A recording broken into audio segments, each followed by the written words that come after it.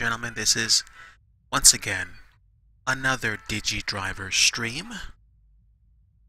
And as you can tell by the title, in case you missed it, I am not feeling all that well. I've actually had some kind of a thing, some kind of a bug. I caught it recently, but no matter. I am here, and I have decided to do a very chill flight tonight. Originally, I had intended on hopping on VANZE2 for a quick flight to the Delta Blues, but I decided wisely not to deal with a whole bunch of, hairy air traffic control stuff going on, so I decided to make it a nice relaxing flight tonight. Actually, tonight's flight is loosely based on a real-world flight that's going to take place in a few minutes. I think it's FedEx flight 1226 or 1426. I forget, but they're flying out of Jacksonville and they're going to Memphis. I am flying the same route they're flying, which is in the description. And I am also going to go ahead and set up my smartphone so I can pull up the KJAX-KMEM software that I like to use to follow along and to basically be my FMC. The moving map that I get out of being a Navigraph Pro subscriber basically is the FMC, but in essence, the route that I'm flying tonight is very much the same thing that I'm using. Now I'm also noticing that I've got some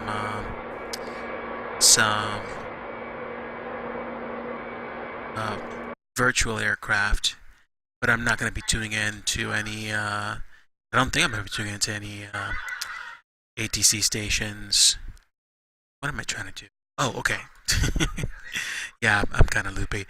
I'm tuning in as FSCloud right now to get some folks set up, or be set up on the network, and fly out with anybody that wants to join up.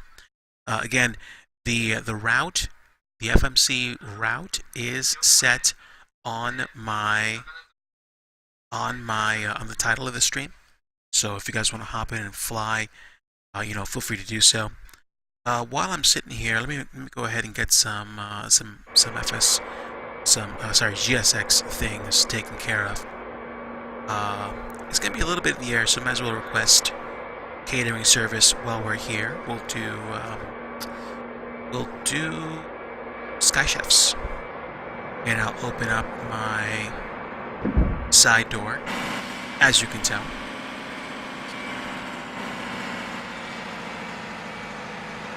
And the airplane up in the corner, that should be a virtual plane, so I figure while I'm here by myself, I'm going to get some ambiance. And of course, the airport you're looking at is the Cielo Sim Jacksonville Airport scenery. I'm really glad I got this. I'm really getting my money's worth out of here, and it's encouraged me to do more hops from the southeast. Although today I actually did watch some pretty interesting stuff about, I think it's called Sun Airlines, and they're an airline that operates out of Minneapolis, Minnesota, which I find pretty interesting. I think it's a guy that does. I think his channel is called Paul's Trip Reports on YouTube. But here we are. Sky Chefs is here. Hey, I don't think you're going to see them jack up their platform too much. But let's see. I'm a bit of a process nerd, so I like seeing them move into position.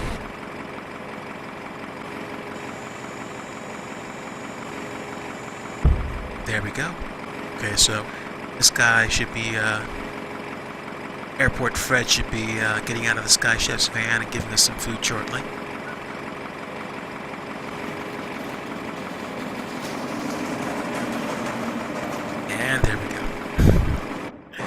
So while he's doing that, let's go ahead and get set. Even though I'm not going to be anywhere close to ILS until, of course, I get to the airport, we're going to be landing... Actually, that's a good point. I do not have the proper ILS set up. Originally, I had thought we were going to be landing an 8 center. We're actually going to be landing 3-6 center. So, let me pull up Memphis and get the procedures. We're landing 3-6 center. I need to download the current, oh, this is not our nav, I'm on ILS. I'm using Flight Plan Go, of course. And I need ILS localizer 3-6 center. Okay, yeah, so it's going to be 110.5. 110.5. ITSC. Oh, no, that's right. 110.5. India Tango Sierra Echo heading 360. Okay, good. I actually have this. Okay, so again, 110.5 and heading 360. 0.5 and then heading 360. Oh, here we are. My very first officer, my cat, has shown up. So this is how we do. Okay, so we've got. Okay, looks like they're done with food service, and we've got that set up. I'll set it up here on standby as well, and we'll switch over to what we need to. Okay, so now that we're done with the catering, actually, let me go ahead and double check the fuel before we take passengers. Fuel quantity, pack, hydraulics, flight controls, and fuel. Yeah, I think we're good. One thing I gotta do is double check my trim to make sure we're good.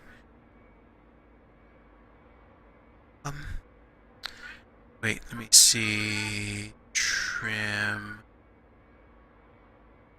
There we go. Easy way for me to do that. Set trim to 8.5 degrees, and then adjust as needed. Set flaps while we're at it.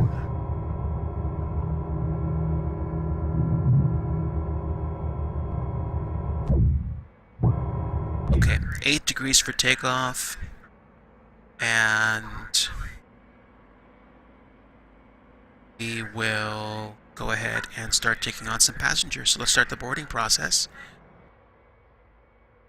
We're connected. The platform's ready to go.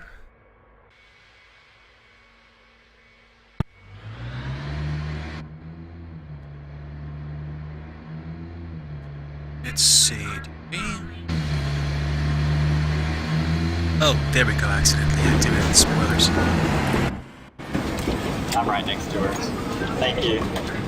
Okay, so we're boarding. We're starting the boarding process now. And again, thanks to anybody that's tuning in, watching live, or watching the replay. Flying from Good evening, ma'am. Jacksonville I'm doing good. to Memphis. Hello. And again, Good morning. Thank you.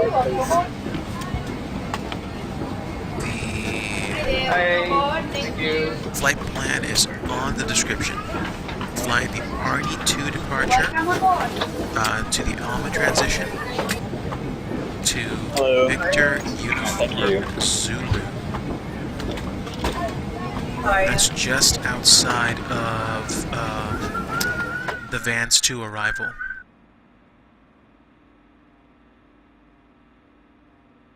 WASER is the WASER, I think, is the transition into the VANZE2 arrival. So That should be everything.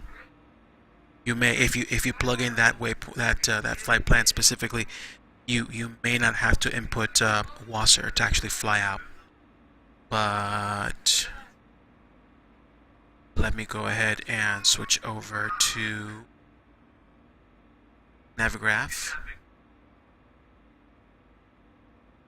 Re-pull up Jacksonville to Memphis and check my charts for Jacksonville Airport. We're going to pull up the airport chart and we're going to get go. Okay, there we go. I think I picked A1. I think.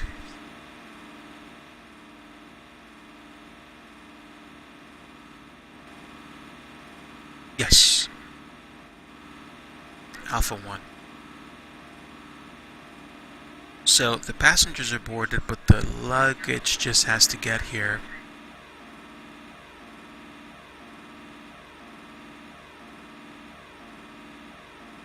And then let's go ahead and shut off the taxi lights for now. And while we're waiting, we'll go ahead and make sure the no smoking and fasten seatbelt signs are turned on.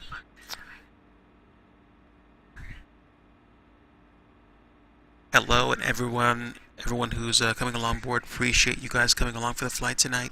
I've been away from streaming for a little bit, but I'm glad to be back. I am streaming from good gravy from Jacksonville to Memphis. Now, unfortunately, I failed to actually get my computer plugged in, so I'm not sure if this thing's actually going to charge.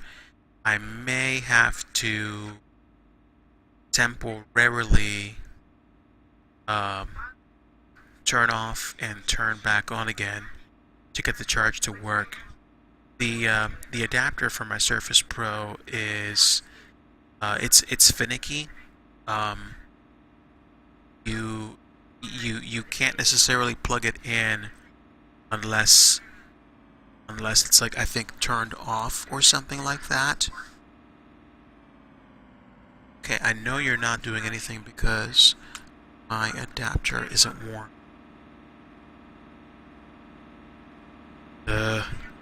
This sucks. I may have to actually turn this off and turn it back on again.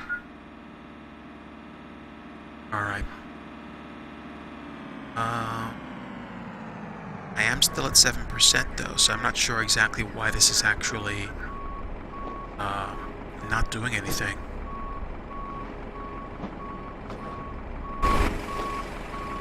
But we are loading luggage. Oh wait, screen turned brighter. Says it's plugged in.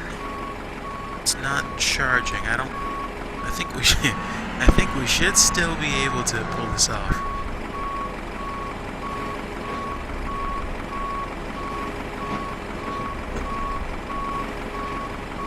And Airport Sam and Max.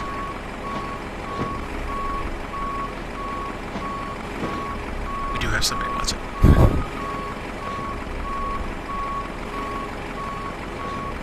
And there we go.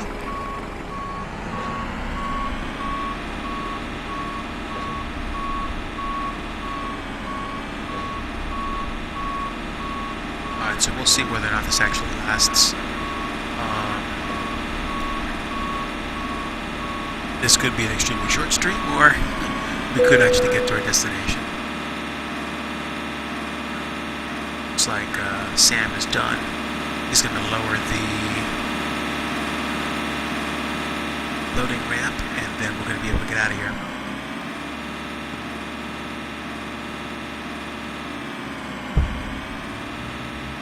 Let's go ahead and close the luggage.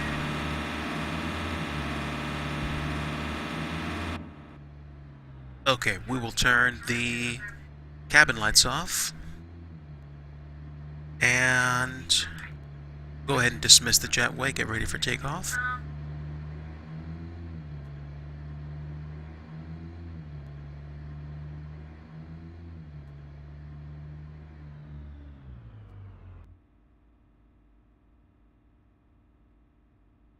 Okay, great. So that's pulling away, and it finished already. Interesting. Okay. It does make a noise sometimes. I guess it must not have been because I actually was inside the cockpit or something like that. But we're going to push back, and what are we going to do? We're going to push back. Well, gravy, hold on. What's the weather for Jacksonville? I thought I had this. I was paying more attention to Memphis than Jacksonville. But, not Notams. Current METAR says when 020 at 5. So 020 at 5, it's going to be, I guess, a runway 32 departure. That's fine. So download the current diagram, which means Romeo to November to uniform. So that is the plan for taxi, and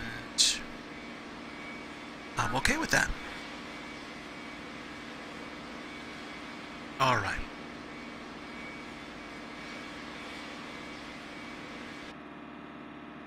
Okay, I have not fired up FSCloud yet. Now would be a great time to do so.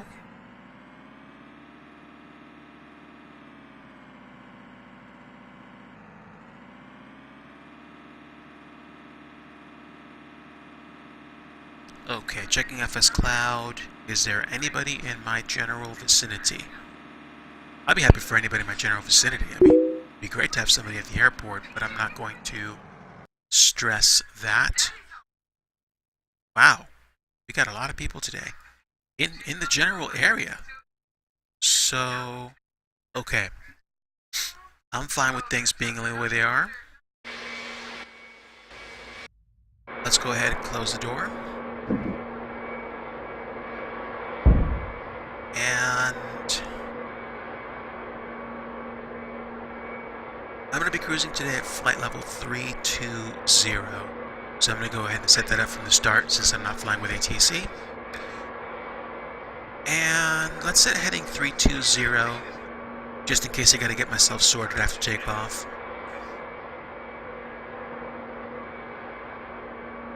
There we go. Heading speed is set.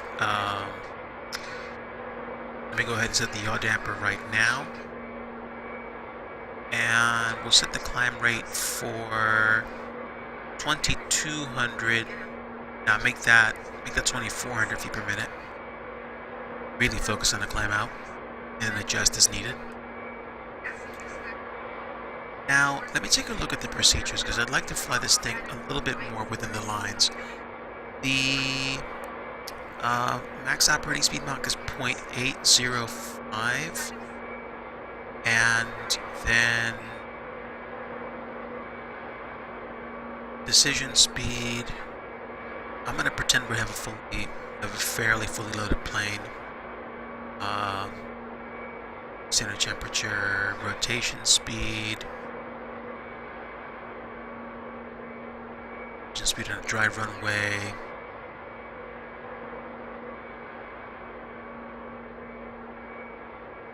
Minimum climb speed. V2, there we go, minimum climb speed. I usually wait until I'm going much faster to take off. And VREF for us is going to be probably between 128 and 141 knots. Indicated airspeed. But that's okay. I'm going to be paying attention to flap speeds once we get closer to the approach. I'm going to make that my focus. Basically, up to flaps 20 at 230, and that's probably when I'm going to put my gear down, and then getting down to 185, 180 for the arrival. So that's good enough. Let's go ahead and get out of here. Push back and go tail left, and we'll start the engines as we get going.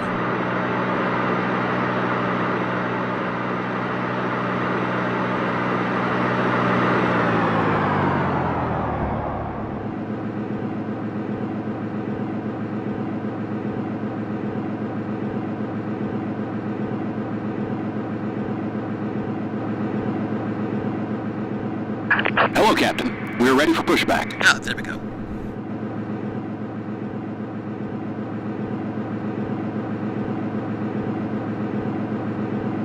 So, okay, folks, we're getting ready to leave from Jacksonville International, and we have our plan in place. Locking gear.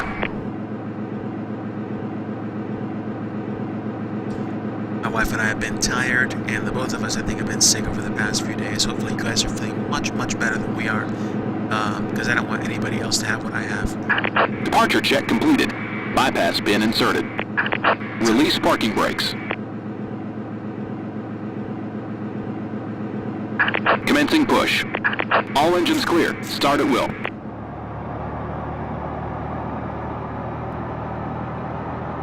Oh. No.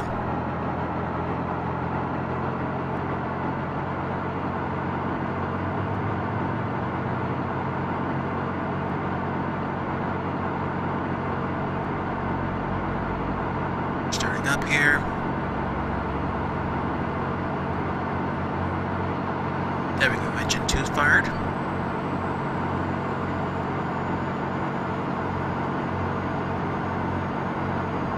And engine 1 fired.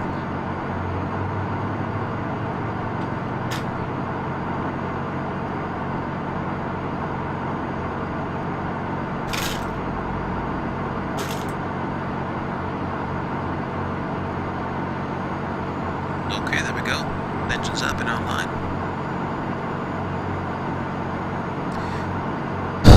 Okay, now, some news. My wife did find out that she's going to have surgery on her foot to repair her torn Achilles tendon.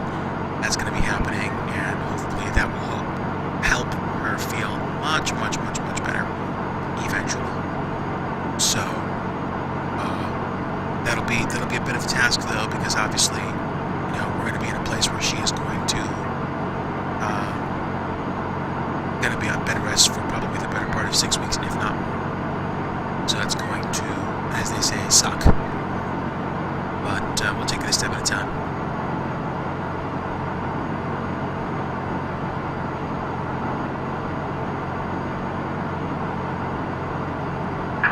Set parking brakes. Okay, parking brakes set, and while I'm waiting for everything else to wrap up, I'm going to go to weather again for Jacksonville and make sure I have my altimeter set. Altimeter right now is 3022, so we're going to see if it actually syncs up by pulling up the FSCloud weather app and punching in the departure and arrival airports KJAX-KMEM Unlocking gear. and saying connect. Tow truck disconnected. Bypass bin removed. Runway 32, altitude 342. Okay. Jacksonville Tower, your shuttle 2673, 10 miles southeast, inbound visual, runway 32, approach. Air Shuttle 2673, Jacksonville Tower, Left is clear. Right is clear. Altimeter 3020. Okay, the marshal just gave us a hand signal. We're good. Fly straight in, runway 32, your shuttle 2673. Huh. That's interesting.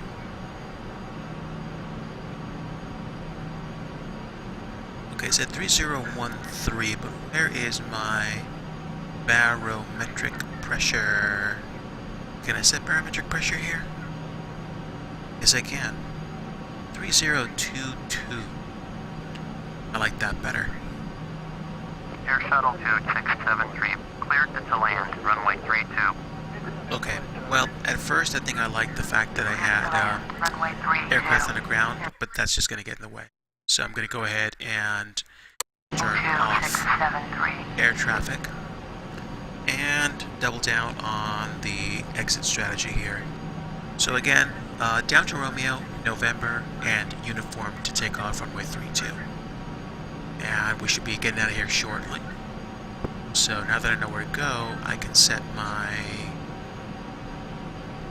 display for takeoff mode for my moving map and focus exclusively on going direct to Kimmel. probably going to be tuning in the first waypoint as Alma, because I don't think I have Kimmel or Arnie, but we'll double check.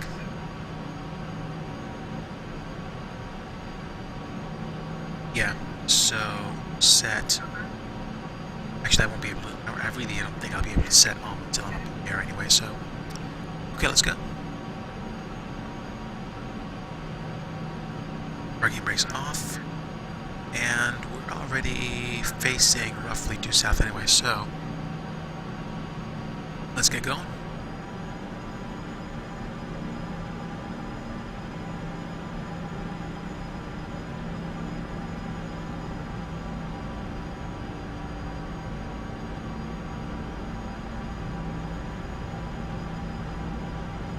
Okay.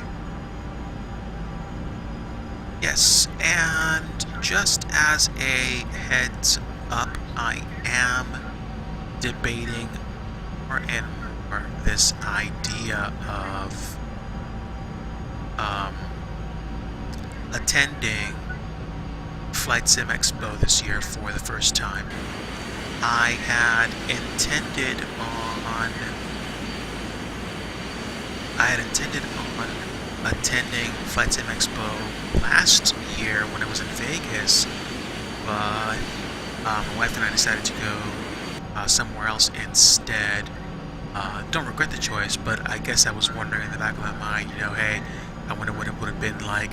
I heard that it was in some ways good, so I am very much actively considering attending this year's FS Expo in Orlando. My wife actually was the one that suggested it and is now backing that decision. So I think there's a good chance that we might attend this year.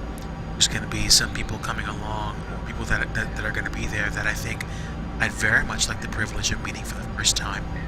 So if you are coming to FS Expo, let me know. Let me know your opinions or your thoughts about flight simulation in general. I've been talking with one or two people online about this, like Chewy and another flight sim streamer, Bish, and we're all in agreement. I think we're at a good place in terms of what is going on with flight sim these days. It's become a really more populated hobby, and I mean, like, graphics like this, and I mean, my PC may not be the best example because I don't want to spend a lot of energy on putting on like anti-aliasing and like slowing my computer down more, but I mean, even the fact that you can actually have graphics that look like this, and like period in general, this is the kind of stuff we dreamed about seeing when we were playing like Flight Simulator 5, like Flight Sim for Windows 95, back some years ago. It wasn't that long ago that we actually had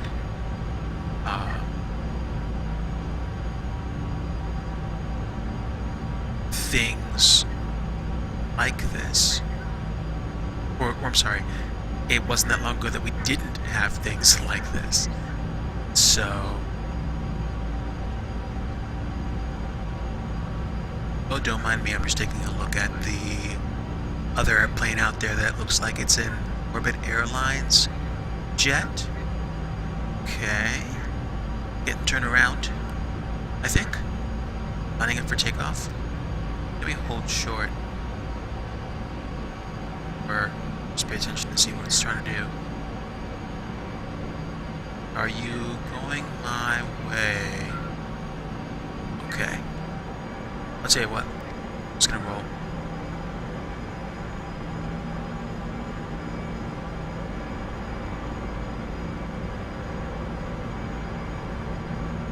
Okay, so let's go ahead and get set.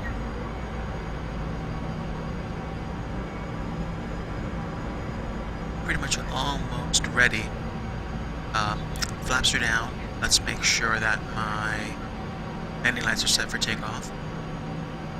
And now they are. Okay. One final check. Nobody's coming in or out. Winds are from, I think, the north or from that general direction. And again, if you are catching this live or on the replay, thanks for coming along. This is a flight from Jacksonville International to Memphis. What I have learned that is somewhat true. FedEx City. So I think we're good to go. Let's go ahead and roll on up to runway 32 and plan our exit out of here.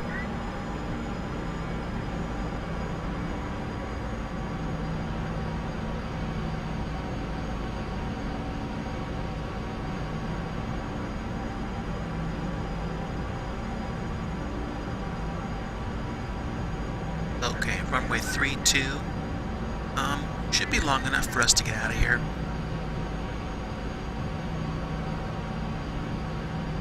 So let's go ahead and get set. Thanks again for coming along, guys. I will see you in a little bit. Getting position, and once I'm headed direct to Alma, I'll catch up with you in a bit. But let's go ahead and get out of here. So,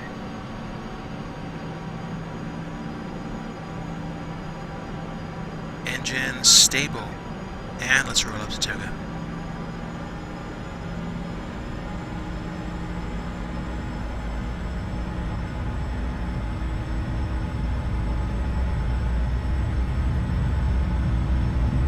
Airspeed's alive.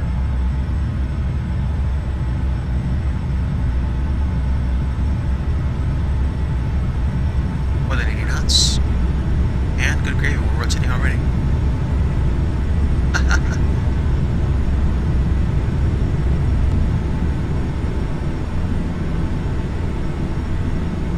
And definitely positive rate. Gear up.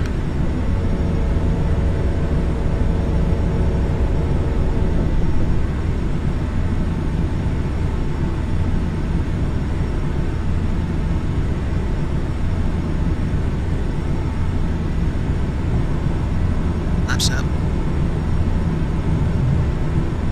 Autopilot. Keep heading. Speed and start the altitude climb. Complete with the altitude setting already. Okay, so we are getting out of here.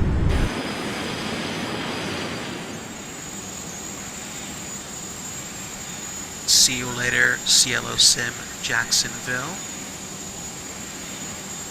Look pretty good from this angle too.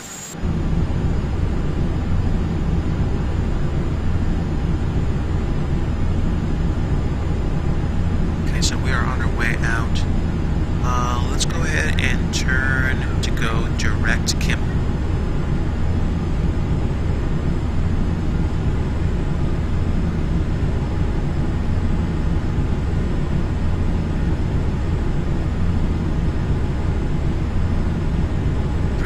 Should probably do it.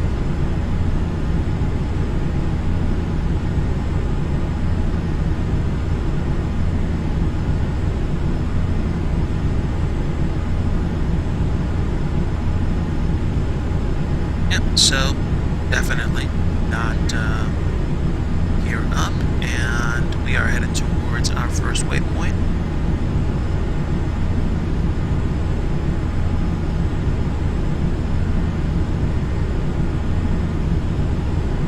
Yep, and we are pretty much where we want to be in terms of airspeed.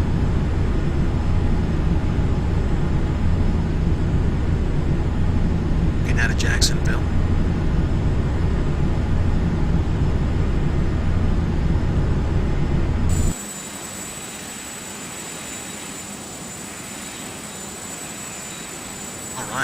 So, it's entirely possible we have somebody flying around along the journey with us, which is great. If that's the case, I want to say welcome aboard. Thanks for flying. And I am right now going direct Kimmel for, I believe, the ARNEY2 departure, which I flew not that long ago in a UPS 737 when we went up to Louisville. Looks like we're about to punch through some clouds. At least that's what it looked like. this way though. I like this.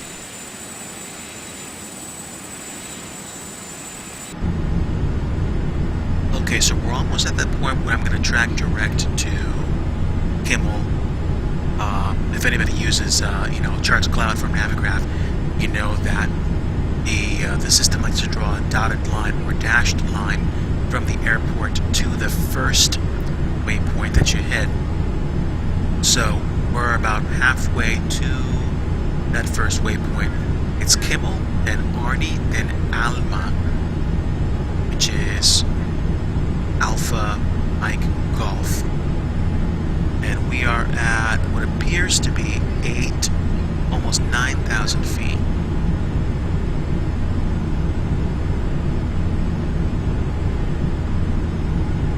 I guess you could say our throttles are set for the climb. I'm basically at 250. I'm going to accelerate to like 0.8 Mach when I get up to altitude. I usually like to climb. I usually like to get to, what was I going to say, like 440 knots or something like that, 460. But we're past 10,000, so we'll go ahead and turn the landing lights off.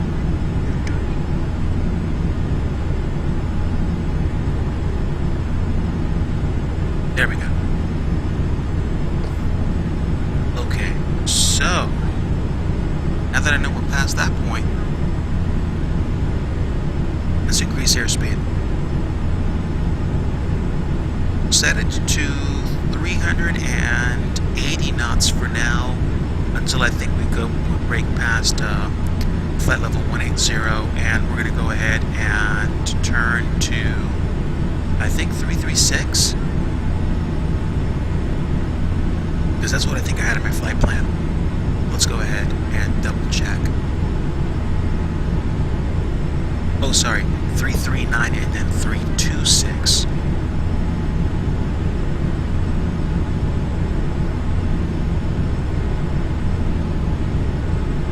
Okay, so let's see, what did I have my altimeter set? My altitude set for?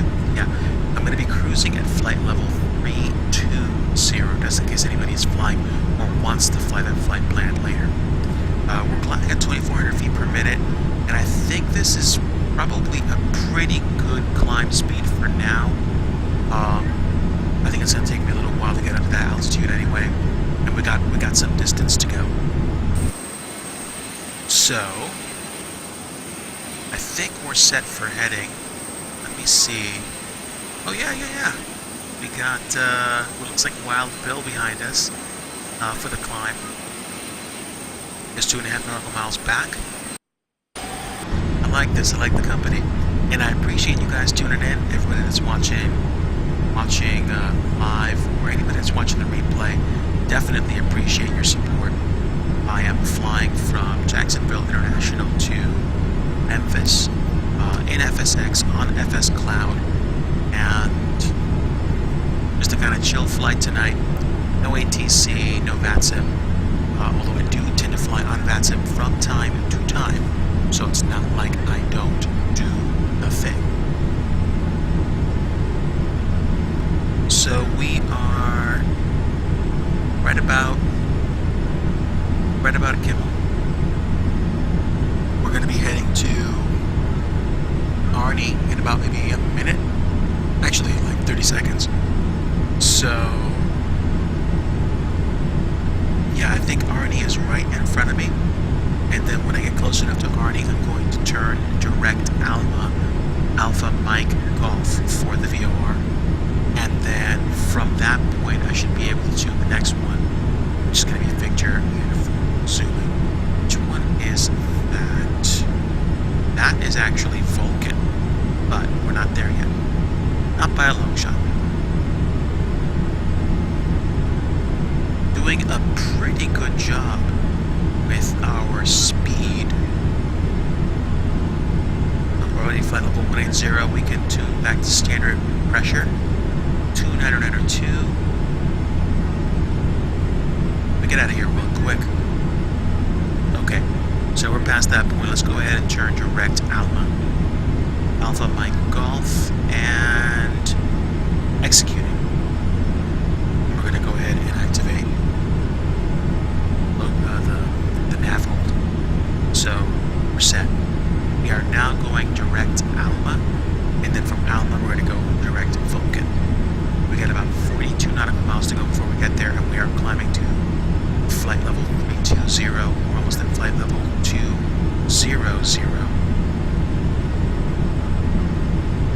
And just crossed over.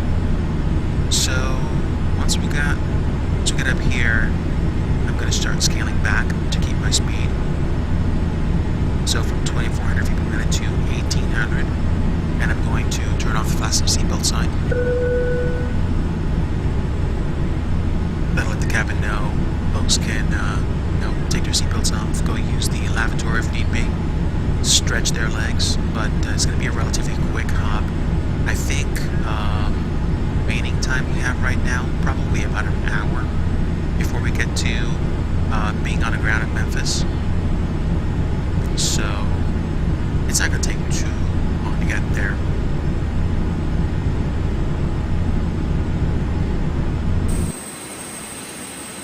Climbing out. Jacksonville is becoming just more and more of a hazy memory right now.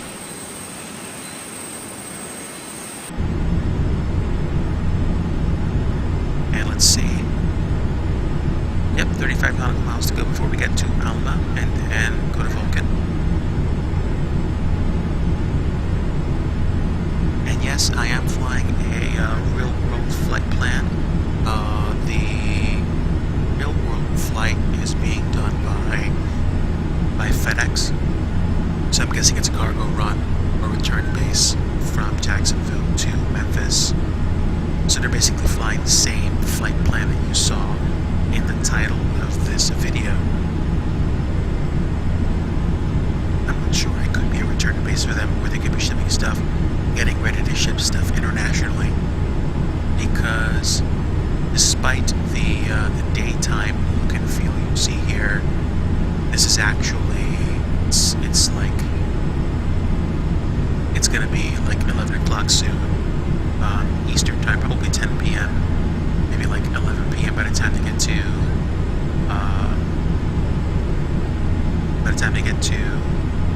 Memphis and get ready to ship stuff. And I'm guessing stuff's going to ship from there internationally, maybe to Japan, maybe to Europe. I don't know. What I do know is that we are well on our way, and we are climbing flight level 240, 247 right now. Doing a pretty good job of maintaining speed. Let's go ahead and open this all the way up. I'm going to pick 440 and see where we stand once we get up there. So 440 knots and rich real well for the climb.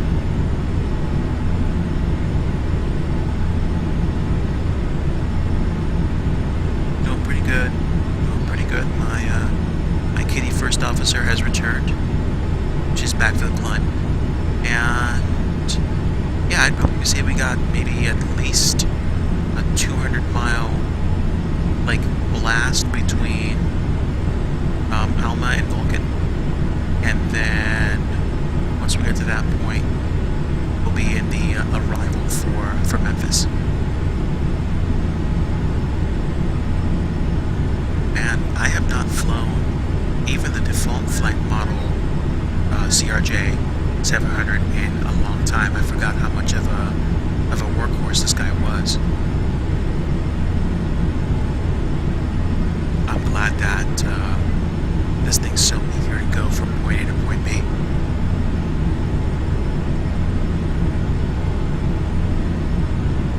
Okay, 45 minutes into the stream, and we are almost at flight level 280 on our way to flight level 320, flying a real-world route to Memphis from Jacksonville on FSCloud.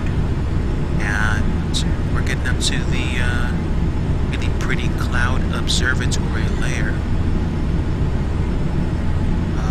Winds out of the west, though, at 73 knots, so we're going to have a somewhat stiff headwind. I think it's possible that we're not going to get there as early as we would have liked to have gotten there.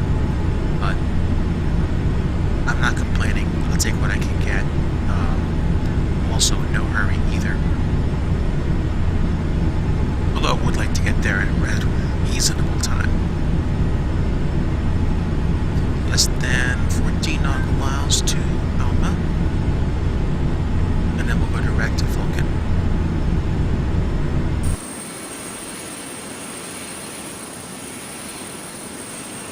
Okay, looks like we've got company still behind us, keeping up.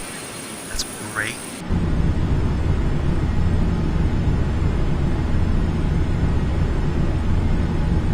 Are we stable? I guess we are. What is my...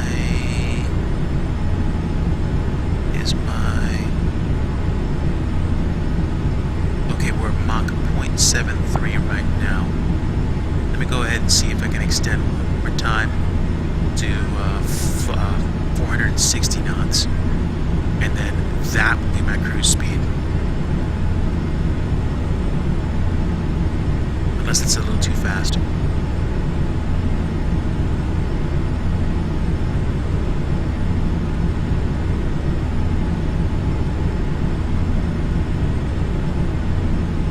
Okay. 6 nautical miles. And we're going to be inside of 5 in a few seconds. And there we go. 4 nautical miles means I can start punching in my next waypoint. Going direct to Vulcan. And we're going to go ahead and execute that. So, Victor, Uniform, Zulu, Vulcan, or Birmingham.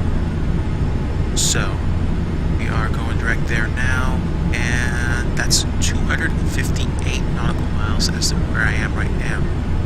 And we're almost at flight level 320.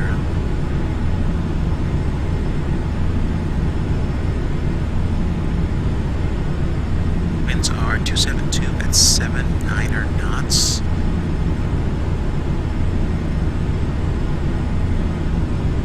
But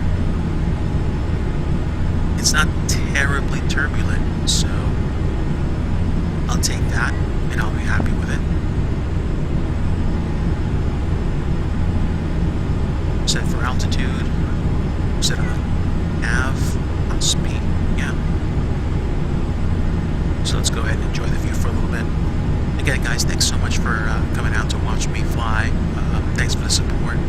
I am flying a real-world route, only where FedEx is using it to get return to base. I'm using it to fly from Jacksonville to Memphis. The route is in the title of my of tonight's stream, in case you want to actually try flying it.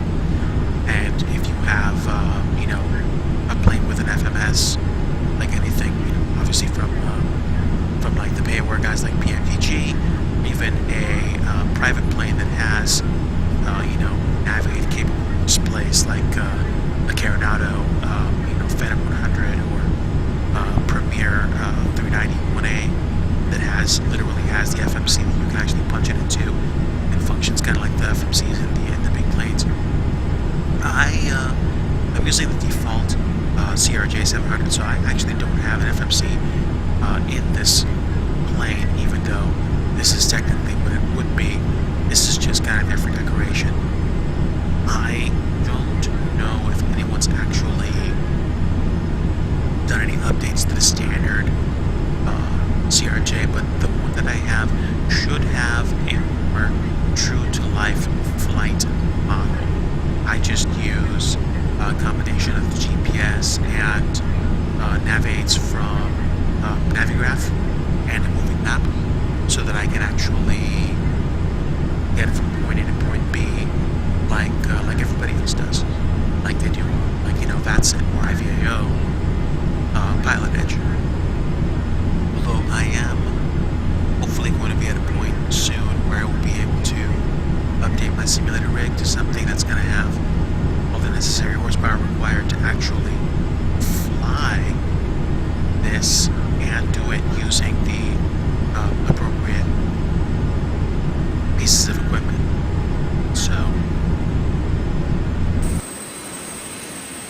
here we are. We are cruising at flight level 320, and I do believe I still have somebody following in the back. Let me double check what my airspeed is in Mach.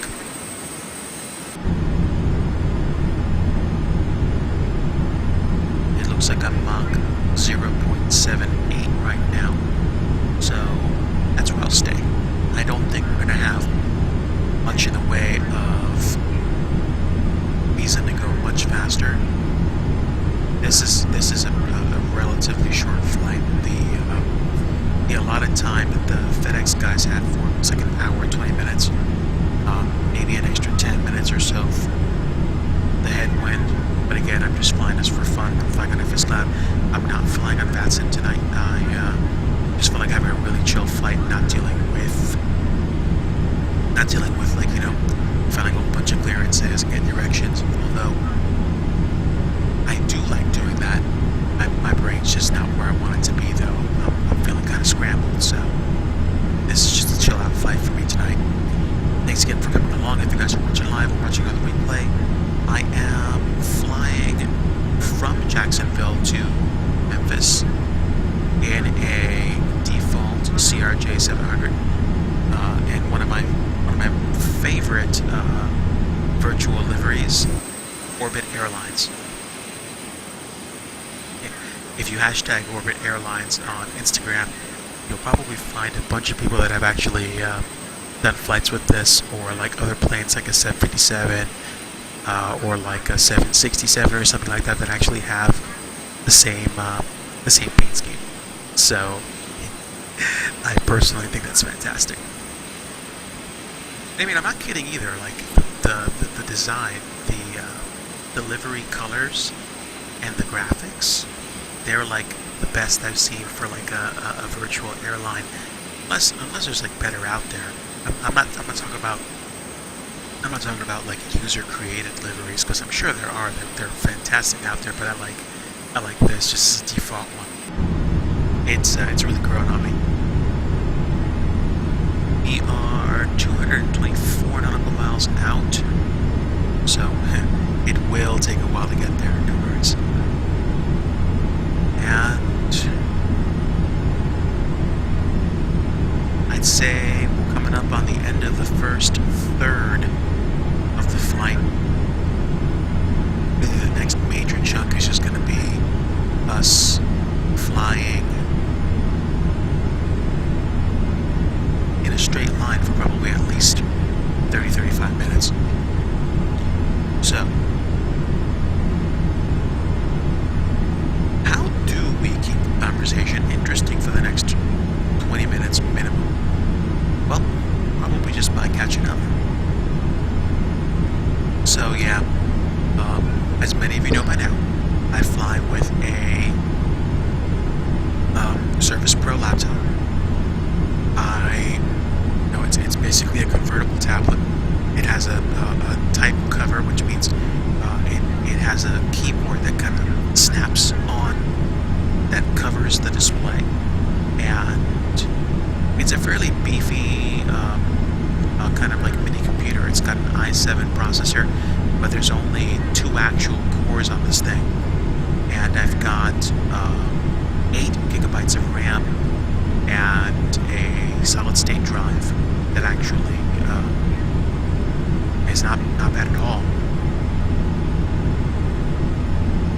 What I've had to do lately, though, I've had to wind up moving applications and games off the main drive, because I was beginning to wonder if the main drive was beginning to become burdened, or if for some reason I wasn't getting good performance with my hard drive. Hard drive size was down. I'd say that would be the case if I was using like a regular hard drive, but I think there's some meat to that theory. I mean, it's been a while since I've dug into the real like internals of my operating system. And again, this is not running Windows 10. It's actually still running Windows 8.1, but it works just fine for me. I was just wondering for a while if it was affecting my ability to do stuff, but I'm not concerned about that right now.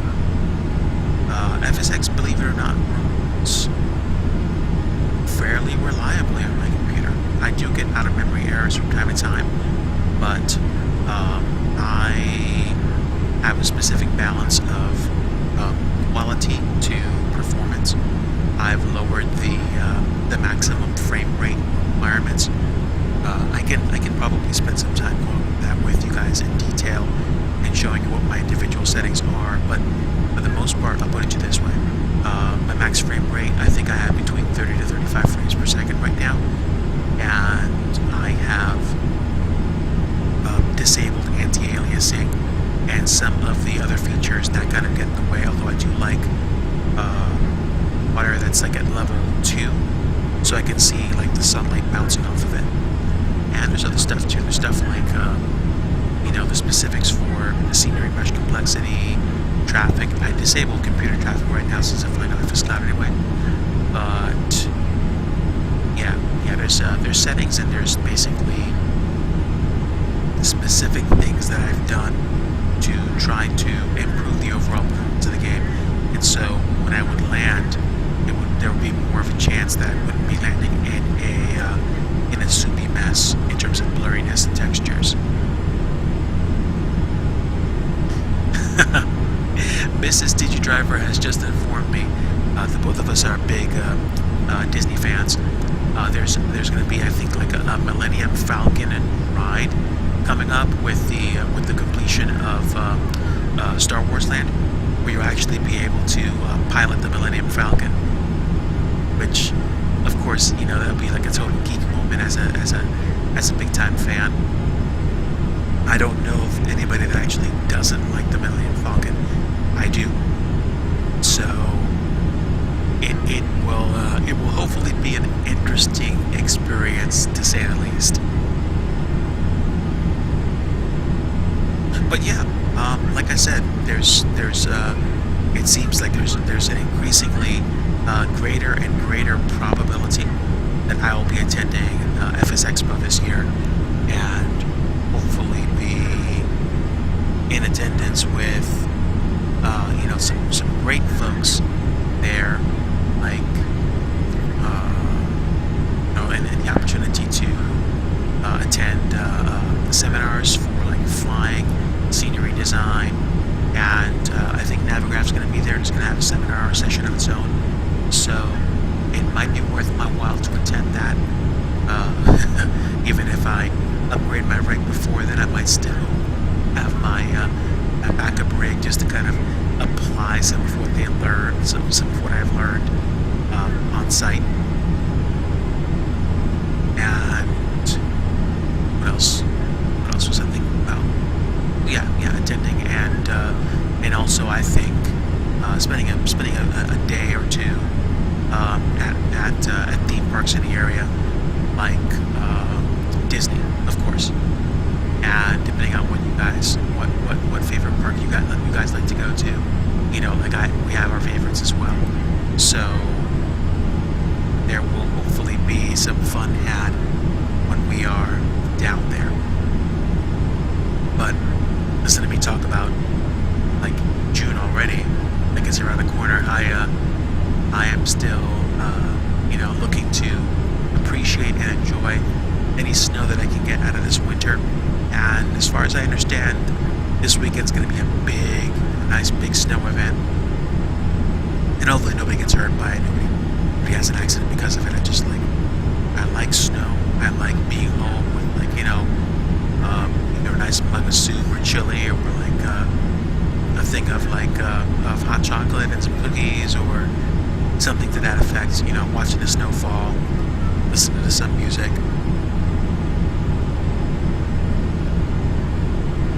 We are now 1 hour into tonight's stream.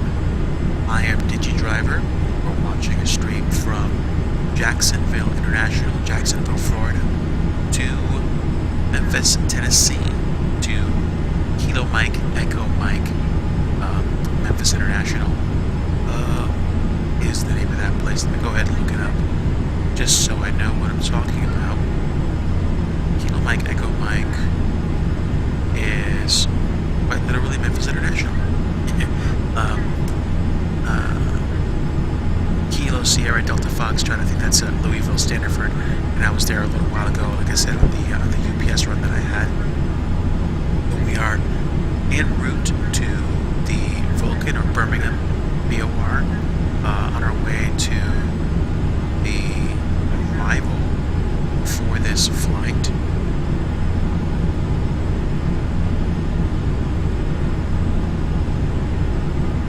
And again, the flight plan for tonight's flight was the ARNEY2 departure to the Alpha Mike Golf transition, and then Victor Uniform Zulu or Vulcan Birmingham, and then the VANZE2 arrival, which consists of the WASER transition and then waypoints down.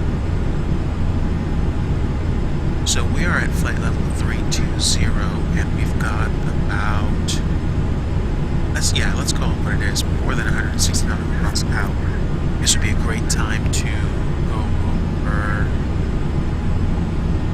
I guess, the arrival brief, if you want to call it that. Okay, so where are we? Okay, those are departures. Okay, there we go. VANZE2 is the WASER transition, and restrictions come in as early as the second waypoint. I'm going to be at 290 knots at erase, and then the next waypoint is cram, and then be at or below flight level 230, then VANZE, slowing down to 280 knots, and then going direct to base up and being at 10,000. So really, in 3 waypoints, we want to be at 10,000 feet, which means once we cross erase, basically set the altitude setting for 10,000 feet. So it's going to be a fairly, I guess, intentional arrival, if you will.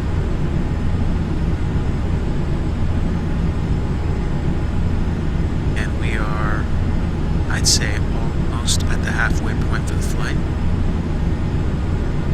Give it another 15 minutes or so.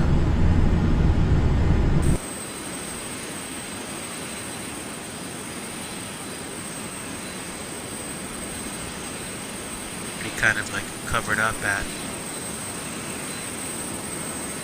let me think, flight level 320. You can see some stuff down there. I mean, it's I guess it must be hazy or limited visibility. But yep, clouds rolling by.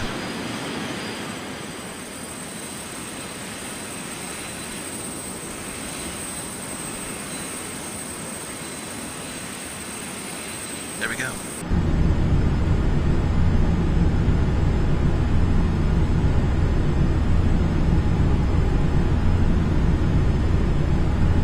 I do hope to feel better tomorrow and later this week. Hopefully we will be, we'll feel better for the snow that's supposed to be coming. And let's see, what are things in FSCloud?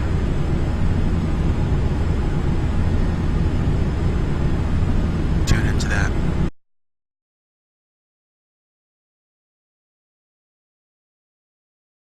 Ah, there we go. Yep. Okay, so we got some folks up in Atlanta. And I've got a friend following me up. So 147 nautical miles. So yeah, the game plan is, I think, once we get maybe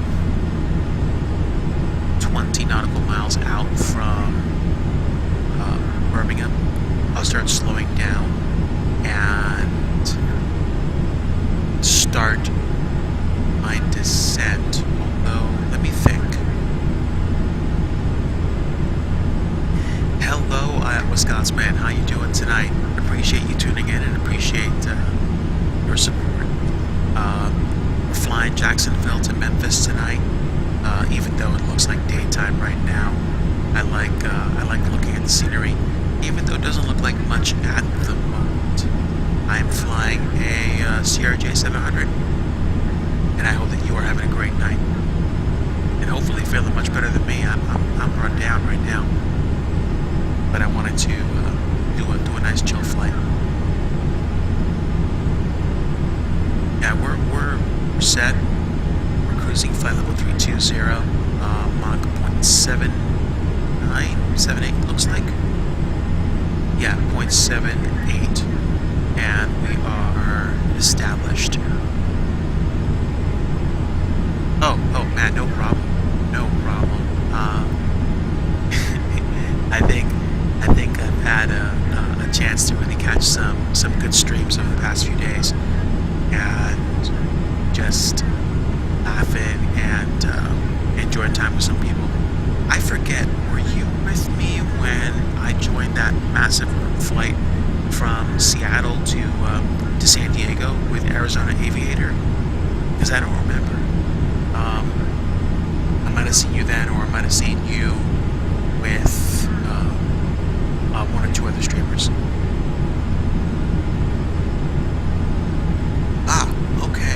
Okay, yeah.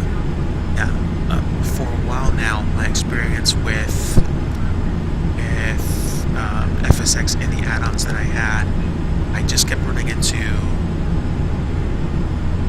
Oh, okay, you did a flight with a Hawaiian hippie? Okay. I know that I was having trouble with my settings with FSX for a while. For some reason, it just wasn't either performing well or retaining texture memory well. I figured out what the secret was. Well, not really the secret, but with what was going on, I think I was devoting too much texture memory to my clouds. And I mean, don't mind me. I'm a stickler for. I'm a sucker for beautiful clouds and like altitude transition and stuff like that. But I discovered I like having my ground textures and my autojet load way more than like my clouds. So I went with simple clouds, and to a certain extent, I'm okay with the way the clouds look.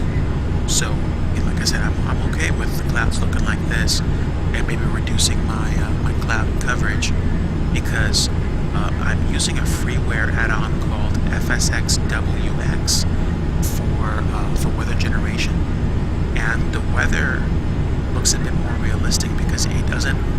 You don't kind of see the leading edge of the clouds anymore. Like, you don't see where the clouds like pop in. So I've reduced cloud density, and I think I'm okay. I'm not concerned about things having to be absolutely perfect. Okay, just set my nav radios, and my course heading is 360 for the ILS down to Memphis 36 center, which I believe shouldn't exist. I think the default scenery doesn't have 36 left, right, and center, so I'm just taking a gamble here and hoping that 36 center is rendered. It should be, because it should be right next to the actual passenger terminals. I think the north end of Memphis International is basically the entire FedEx hub. But just taking a look outside, we're hitting that, I guess, like high cirrus layer again. High cirrus, CIRRUS, cirrus, Sirius. Okay. So, how far along are we? Are we there yet? No. I hope I don't start doing that to myself. But 150 nautical miles, we are past the halfway point, I'm pretty sure. And we are firmly in Atlanta airspace. We are definitely well on our way at this point. No turning back for snacks now. We're fully committed.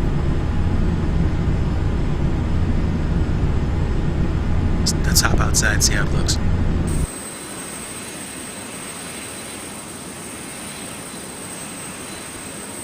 Okay, so way back there is Wild Bill. Thanks for following. Thanks for cruising along with us.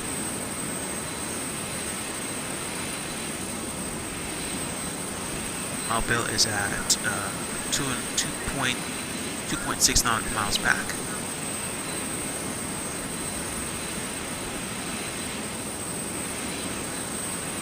And yeah, it's definitely soupy down there, so not much to see even if I had an underbelly shot of the plane.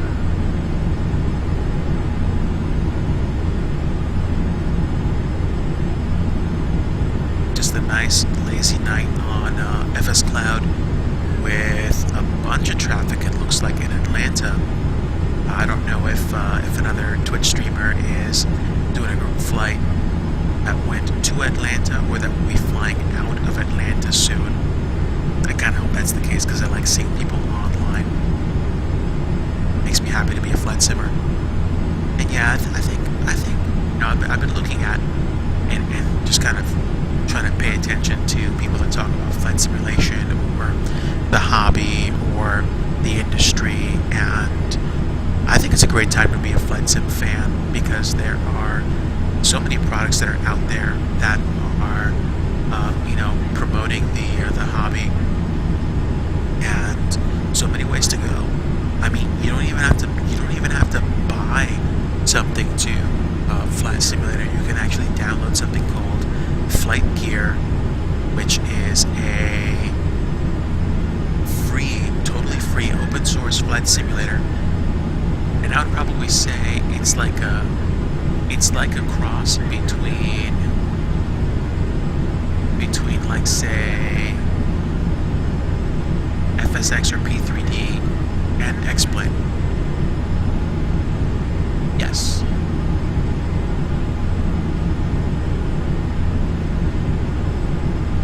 I think so.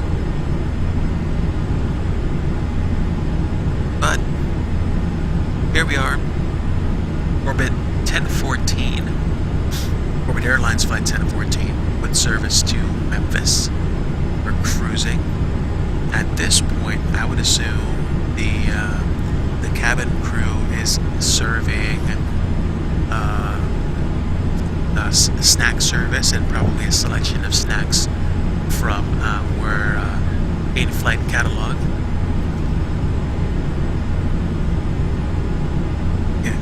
Orbit Airlines, I would hope. Now I'm going to go ahead and say this.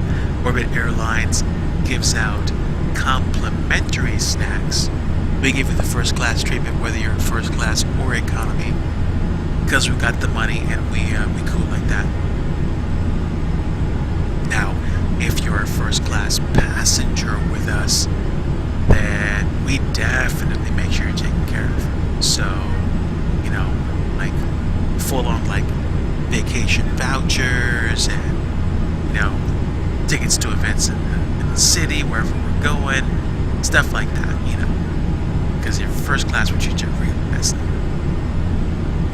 And if you're in economy, you get the first class experience.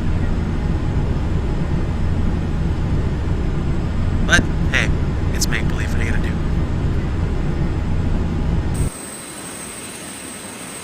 Still flying, still soupy. I think it's going to be more or less like this all the way over to Memphis. But we are actually not that far away from having to start making choices about descent, stuff like that.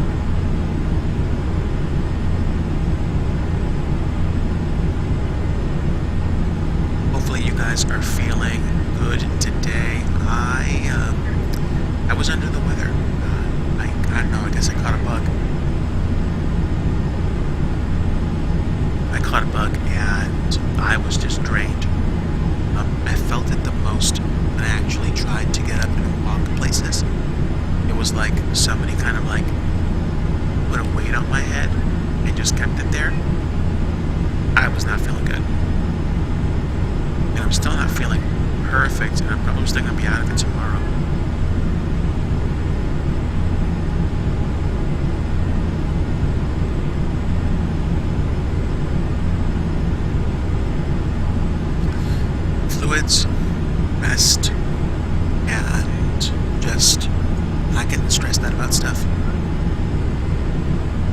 and stressing about sim flights.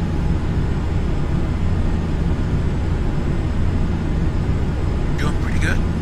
Doing pretty good.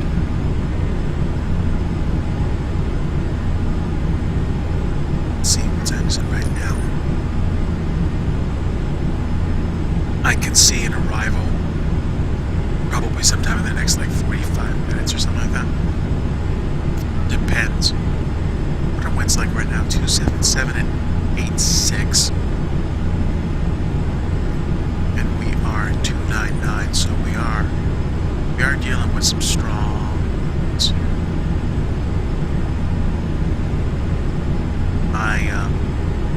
My airspeed hold was set to 60 and we are at 3830 knots ground speed, so it's about an 80 knot headwind, give or take.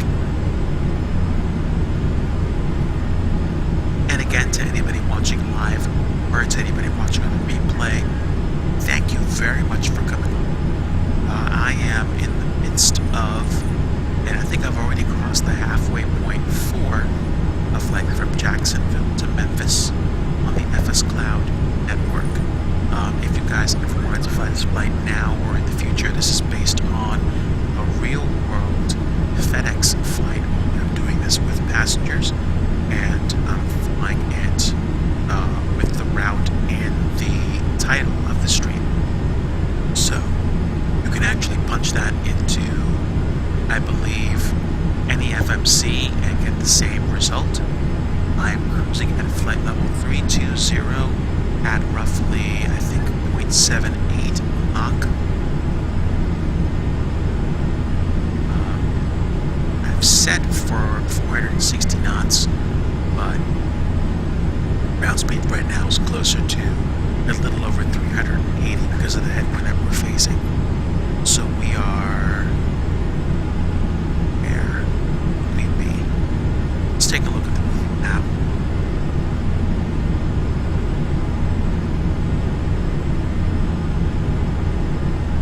I would say we are probably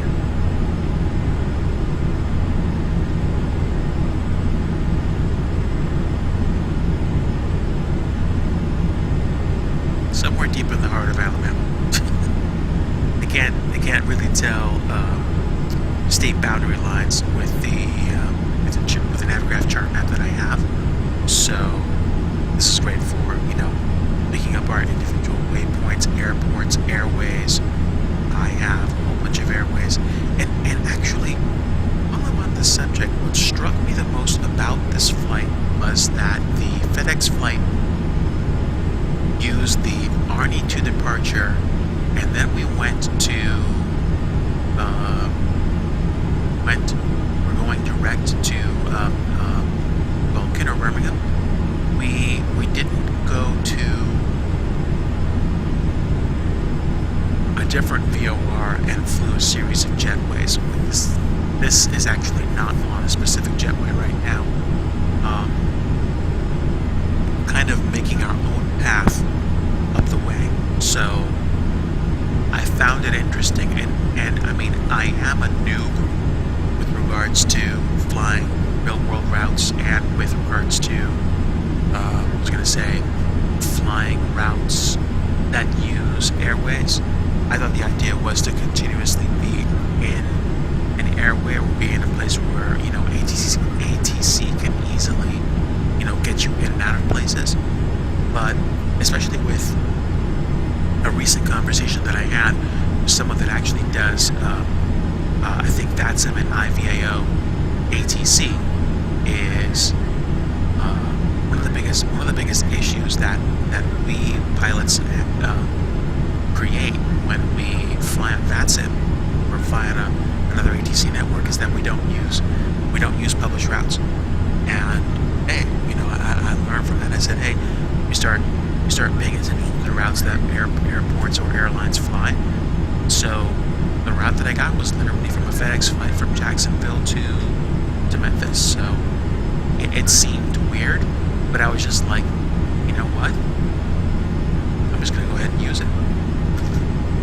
And if ATC would have a problem, and this is what I was thinking about going on VATSIM to fly the flight tonight, if ATC was going to have a problem, then I would tell them, hey, this is a published flight. Like I can give you the flight number, you know, on FlightAware right now that somebody's using. So there you go. So I'm not worried about that in the least. Okay, we are under 45 nautical miles until we get to Birmingham, and we are at flight level 320. Just going over the review again. We're going to be inside of the arrival fairly quickly after we cross this waypoint. So, taking a look at the arrival, yeah, literally Birmingham, and then we're going to be going to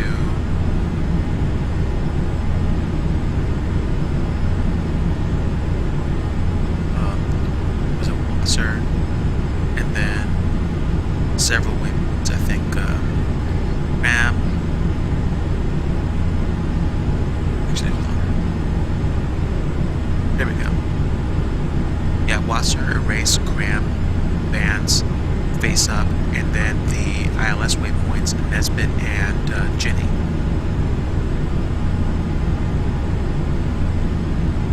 So I'd probably say around when we're maybe 20 nautical miles out, I'm going to start the descent slowly. And then when we get to the first waypoint on the arrival, we'll be in a favorable position to continue the descent down to, I think, flight level 240, but let's go ahead and double check that one more time. So I'm pulling up the arrival for Memphis, which is the VANZE2 RNAV. Fortunately, I believe that this is a position trackable arrival. So Erase needs to be flight level 240. That's where I want to be. That's where I want to be when I get to the arrival scale. So yeah, that's not bad actually.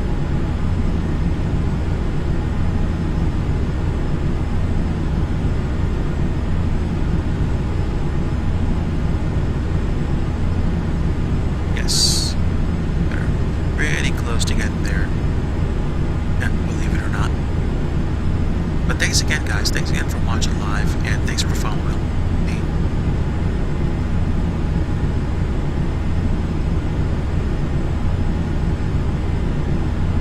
How close is? Yeah, it's not that far away at all.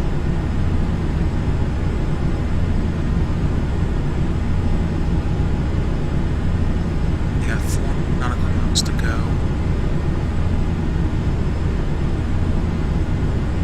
Before I get the 20 nautical miles out. I tell you what, I think I'm going to wait to descend until I get 10 nautical miles out, and then I'll start doing that. So there we go. That's fine. That is my final answer. At 10 nautical miles from Birmingham, I'm going to start my descent. That should give me that should kind of put me on a nice descent trail. And I think as long as I get to flight level 240 by the time I get to Erase, we should be okay. I'm going to not just descend, but also reduce my airspeed to 290 knots, and then follow the restrictions down. 290 when I cross Erase, and then 280 at VANZE, and then 230 at Face Up. At that point, we'll get 10,000. Once I cross Erase, I'll set the altitude to 10,000 feet, and we'll keep dropping speed. Dropping altitude, of course, and airspeed. It's just going to be a little tricky. I may have to use some of the speed brake to do that. Alright, so, Wild Bill, if you're back there, get ready because pretty soon we're going to start dropping.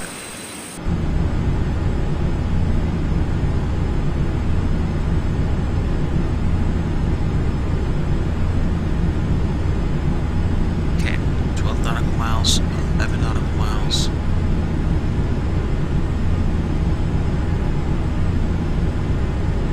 Alright, 10 nautical miles. Here we go. Turn on the seatbelt sign. Let the cabin know to tell people to start getting back in their seats and preparing for landing because we are going to begin the descent at this time. And we'll set, be leaving flight level 320 now for flight level 2 or 0. And I think a 1,800 foot per minute drop this far out should be a nice kind of like gentle drop down to planet Earth, more or less. And again, if you're watching live, tuning in at this point, we are well on our way to Memphis. We've crossed the halfway point. We are beginning descent now, and let's see, 0.78 or 0.79. I'm actually going to start slowing down as well. So we're going to set for 290 knots true airspeed on the display. It's going to be a little bit slower indicated airspeed. Actually, no, hold on. Did we have... We had knots set. Let's see.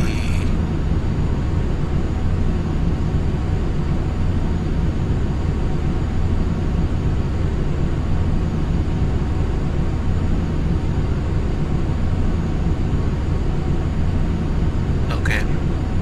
Hold on a bit. I know I need to tune that. Okay. Let's turn back up to 320.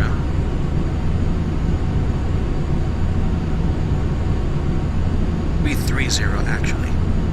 Sorry for deviation there. I got past the waypoint and I did not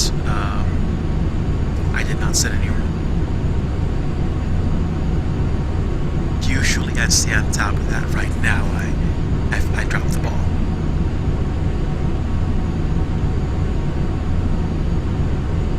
So let's zoom in. Let's get back on the glide path, if you will. This is not exactly 297, but it's not 32 something either. Let's go ahead and set 315 for the heading as we drop.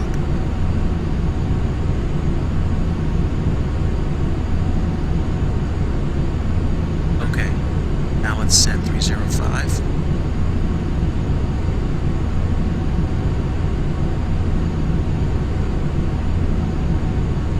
And if you're like a nautical mile or two off the beam, you know, no big.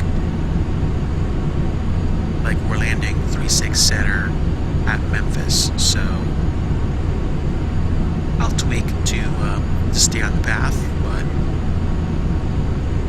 I'm not overly concerned that we have to be there, because otherwise I'd be flying a payware airplane that had an FMC, and I wouldn't be doing any of this manually.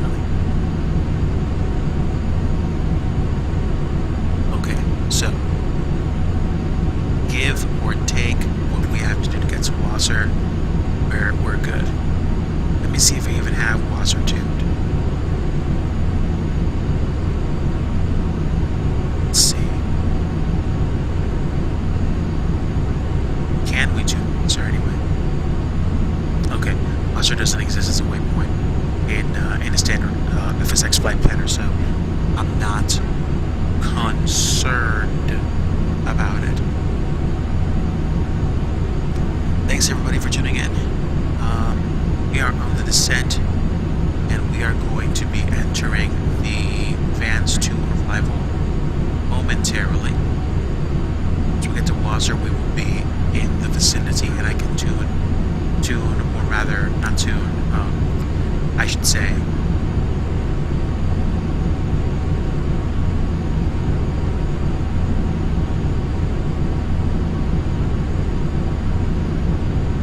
I have my very first officer with me, and her motor's running, so she's purring. She's content to be here, and I'm glad you guys are here with us as well.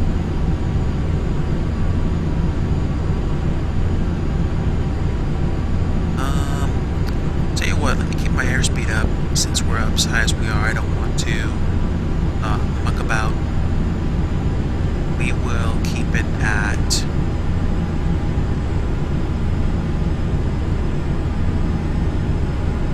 set it to 340 knots at the moment. And wild Bill, I see, but that's okay. I'm not mad at all. I am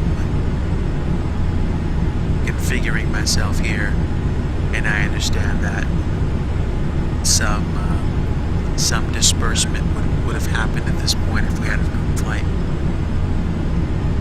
Especially with folks like myself that don't use a default flight planner. No, I'm sorry, not use a default flight planner because I don't have a CRJ with an FMC in it at the moment. But let me stay on top of the approach so that I don't mess stuff up.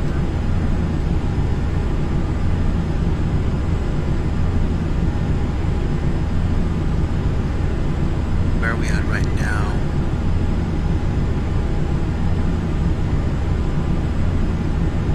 Indicated airspeed is actually 232 knots, but true airspeed is closer to 340, which is what we have it set for.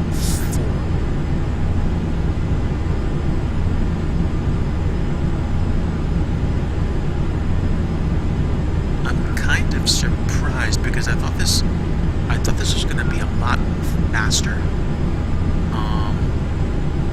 I guess I had underestimated how long, how much distance exists between Jacksonville and Memphis, which is funny in a sense, but it's also kind of a reminder of just how interesting it is to fly from place to place. You know, I take for granted how easy it is to hop in a tube that flies through the air and get from, you know, one place to another place hundreds of thousands of miles away in hours, as opposed to the days or the weeks it used to take people, you know, in other places or other times to actually pull this kind of flight off. So, here we go. We are technically, I think, about to leave, what is this, Atlanta airspace, and headed to Memphis airspace. So we will probably be getting the handoff from Atlanta Center to contact Memphis Center on some frequency, like 128.575. And then, is that something? 575. 128.75.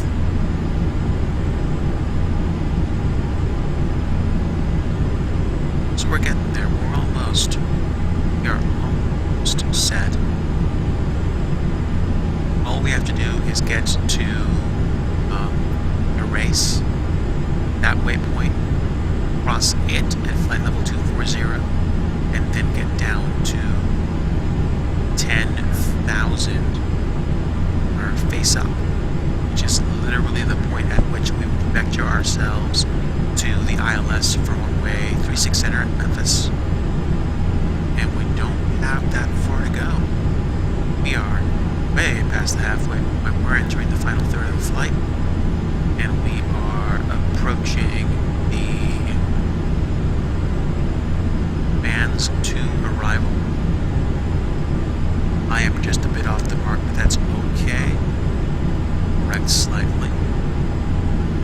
Taking into account the winds that have now become 278 and 81 knots. So it's kind of been an uphill battle all the way.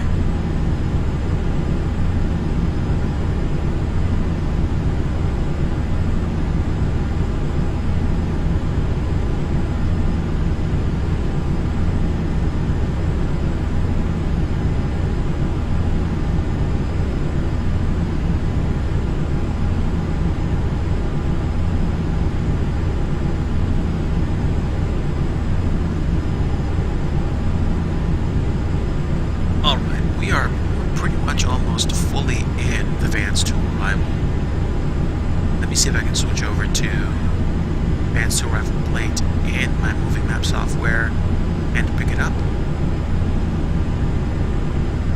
Okay, not yet. Not just yet.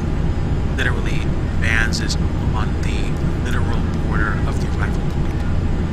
So, I guess gotta wait a little bit longer before that actually happens.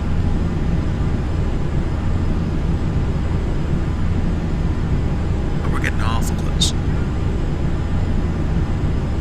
to the heading bug a little bit more.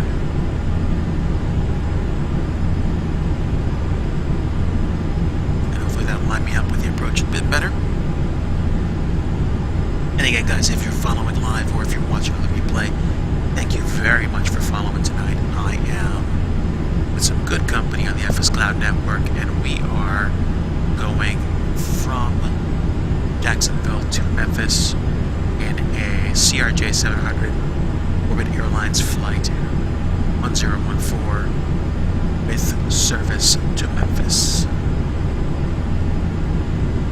Good music, good food, good company, and hopefully the only kind of shaking going on is the shaking at the at Graceland.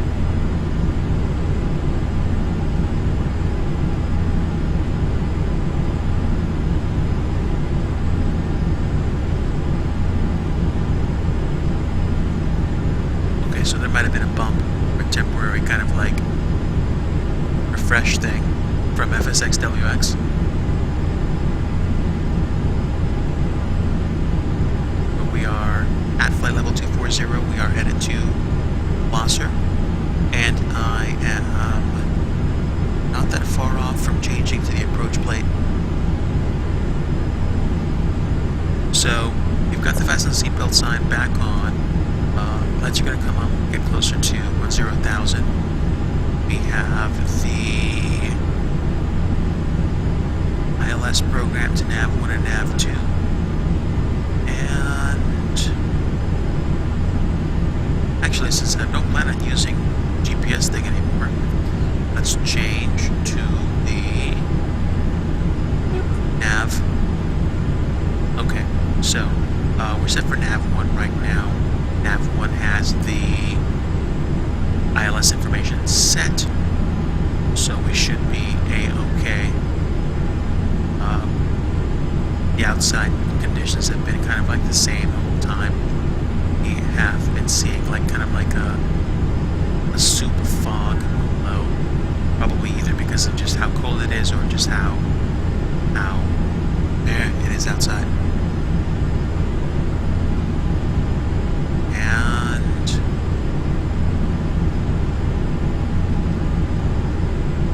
I am just about close enough for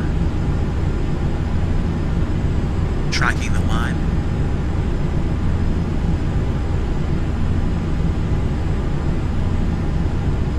How are we otherwise? Guys, thanks so much for coming along. Really appreciate having you guys on board tonight. I am just doing a very chill flight tonight.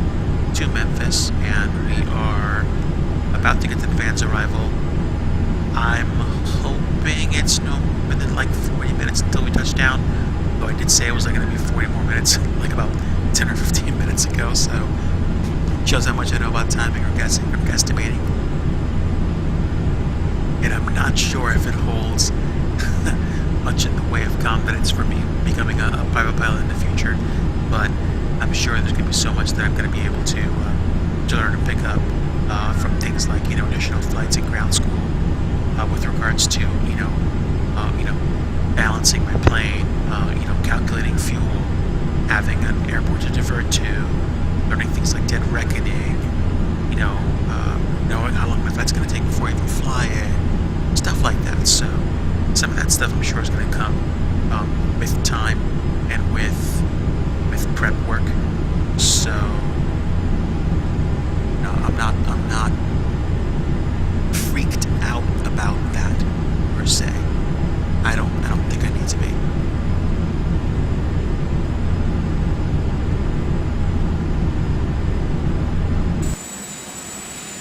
And it is definitely soupy. Even below. I don't know what the weather's like in Memphis, but I can say this, it's not perfectly clear. It's probably going to be a little bit cold.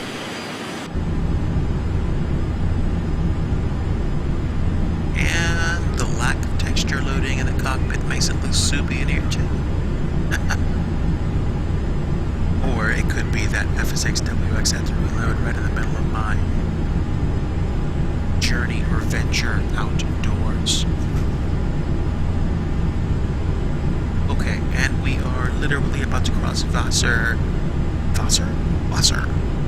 right now. 296 is my heading right now.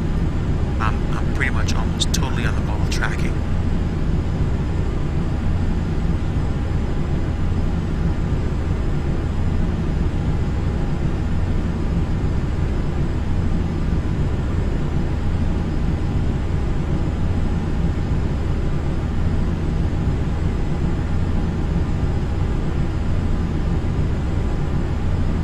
Okay, the very next waypoint is going to be erase. That's where we start timing our descent.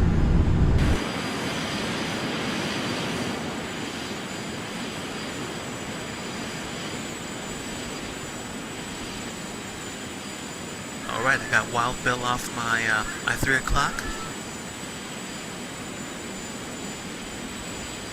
That's fantastic.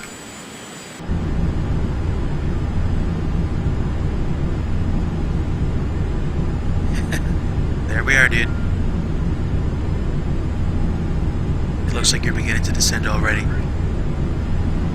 We have probably about, what, 2 more minutes, 3 more minutes till we cross our race. And then we're going to start the descent.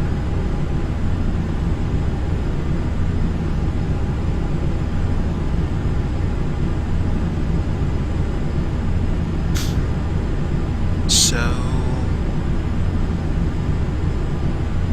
296 for the heading. Let's change that to 300.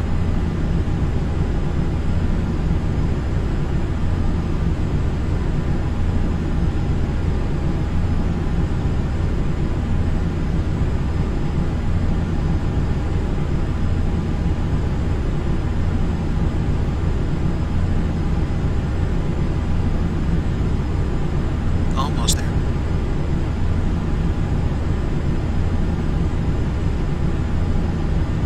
Hello, Dark Hydra, or Dark Hider.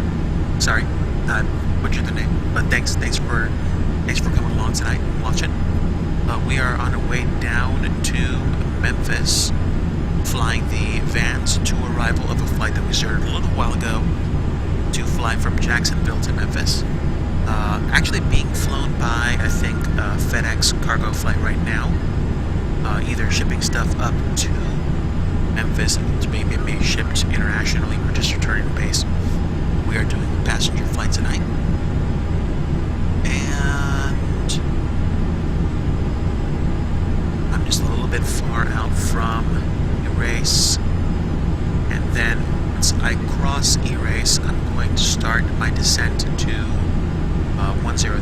10,000 feet. And then we'll be in a pretty good spot to land this puppy. So when we do land, I'm going to taxi to first available terminal at Memphis. We will be landing at the passenger side of the airport. This is not a cargo flight, so I will not be landing at and taxiing to the FedEx terminals on the end.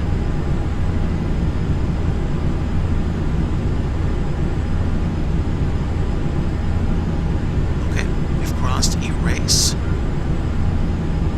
So now I can officially begin descending down to 0,000.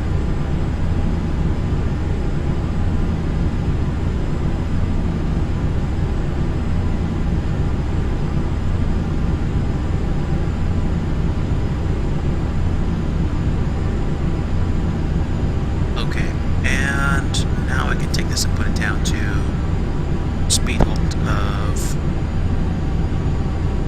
290 knots.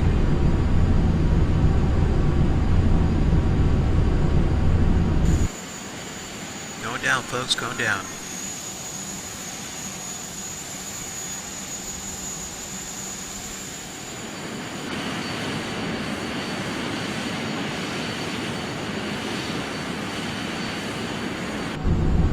Gonna be a pretty chill descent down to altitude. Got like 3 waypoints to go before we really need to get to 10,000. And because I forget to do this very often, I'm just going to go ahead and turn my landing light and taxi lights on now.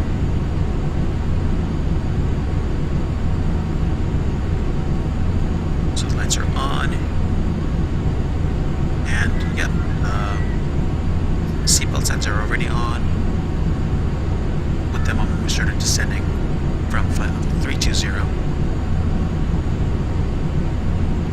And probably say we're maybe 20 some odd nautical miles from Cram. Any speed restrictions for Cram?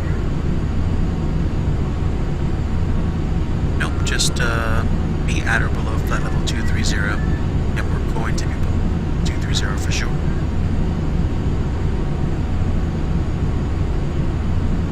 And just to double check, we'll check what the weather is in Memphis. Memphis right now actually is winds calm, visibility 10 statute miles, clouds few at 1,600, overcast at 2,900, temperature 2.01, altimeter 3038, so 3038 on the altimeter.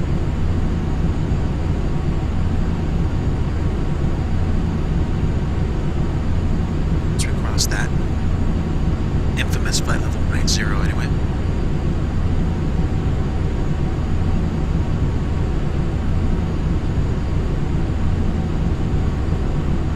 Okay, I have dipped down past flight level 200.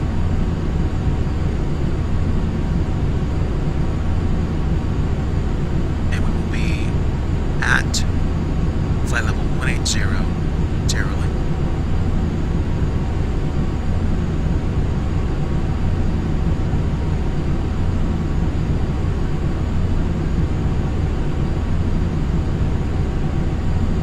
Descending, I'll say that much.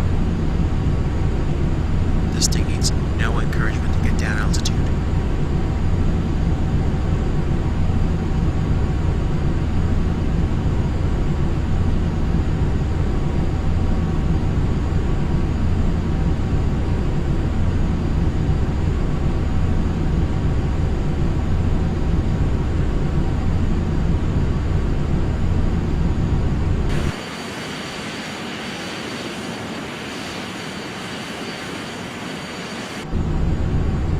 It looks like it feels in terms of just it feeling outside.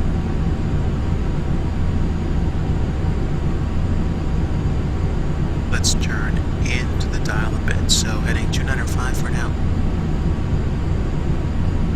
Might adjust a little bit more for Graham, but I think that should be fine. And again, we're going to be landing 36 center tonight. Unless, of course, 36 center doesn't exist in default scenery. I don't know why it is, but I don't know that for a fact. So,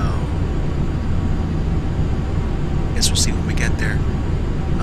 Believe it or not, I've had some airports surprise me with regards to what runways are and aren't available.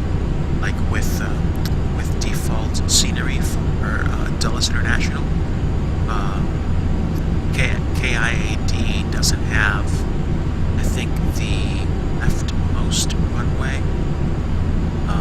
It only has, I think, like 2 north-south facing runways and I think 1 or 2 east-west runways. So there is some stuff that's left out of newer airports, rather the airports that exist. So I guess that kind of keeps me on my toes. But let me see. I think we should be in the arrival plane at this point.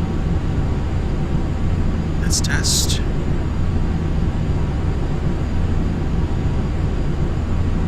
Okay, that's just weird. It's supposed to be in the arrival plane. It's not showing up. But that's okay. That's why we write stuff down. I'm glad I did.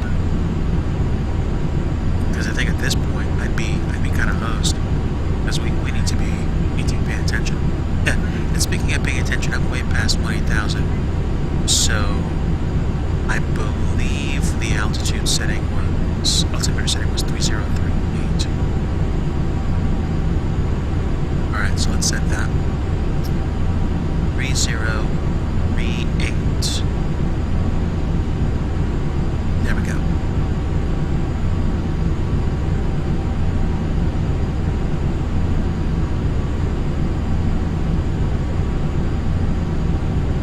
Dropping, almost about to be below 13,000 feet. I think we should make 10,000 by the time we get to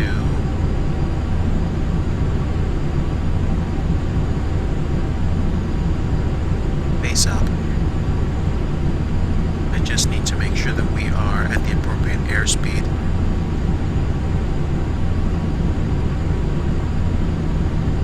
VANZE is going to be, I think, 280, and then face off is going to be 230.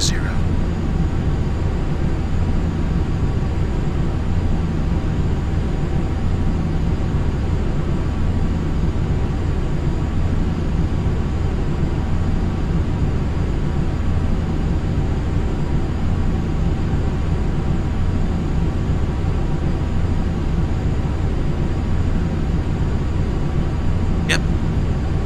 1,800 feet per minute from Erase down to Graham was a pretty good choice for descent rate.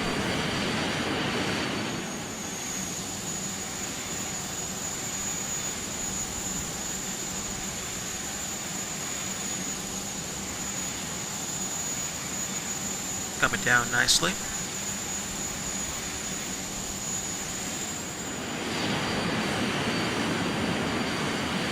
And hopefully not too fast that I won't see autogen appear. I think I see it already, which is a great sign. This is something that I was lacking when I made landing attempts before. So hopefully that'll mean a nice scenery-laden arrival into Memphis. Okay, so from Graham, heading 286 to VANZE. So let's hit 286 right now and see what we see.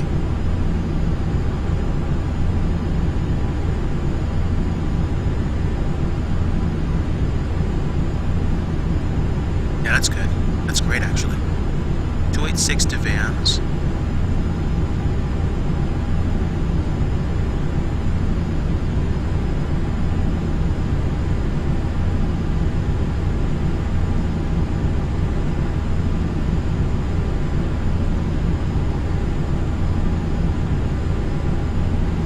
For some reason, I can't seem to click on the my moving map, that's okay. It really doesn't matter that much.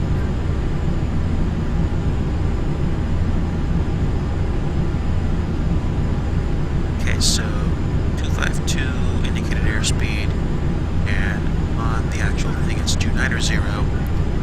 Headed direct VANZE, let's go ahead and slow up to 280 knots on autopilot.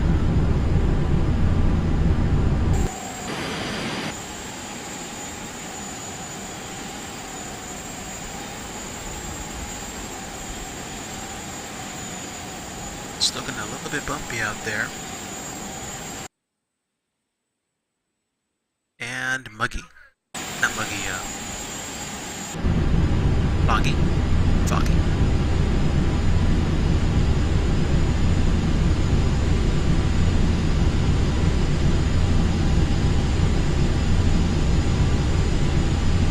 A bit off the mark for the drop.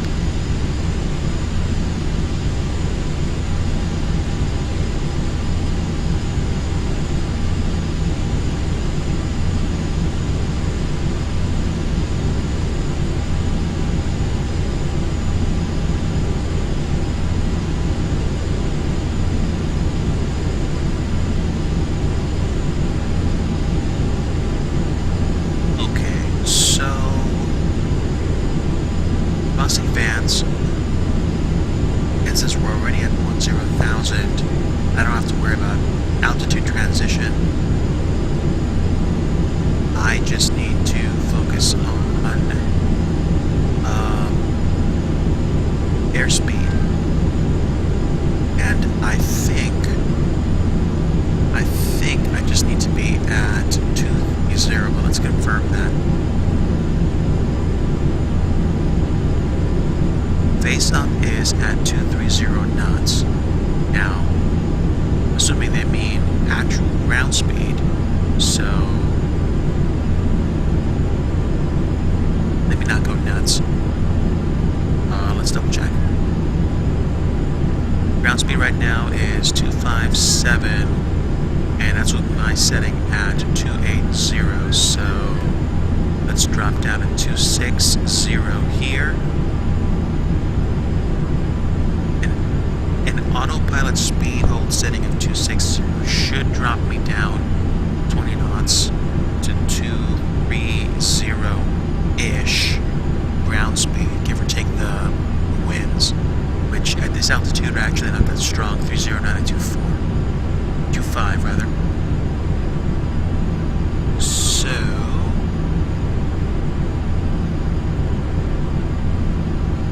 they're headed to face up.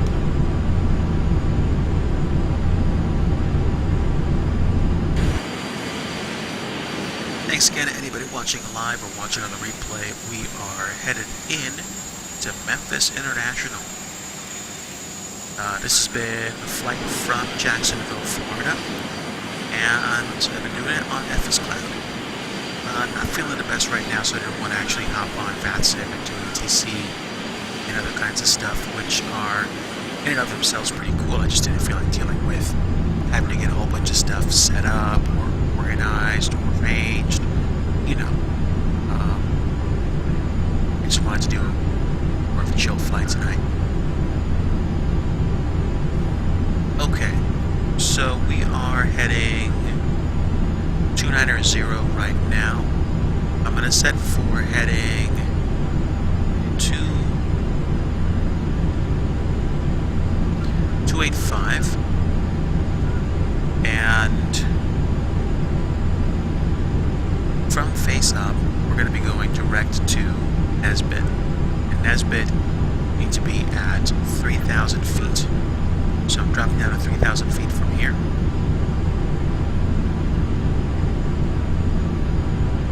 And ground speed is just a little bit faster than it needs to be, so let's drop down a little bit more. The speed hold selector to 250. And ground speed will adjust accordingly.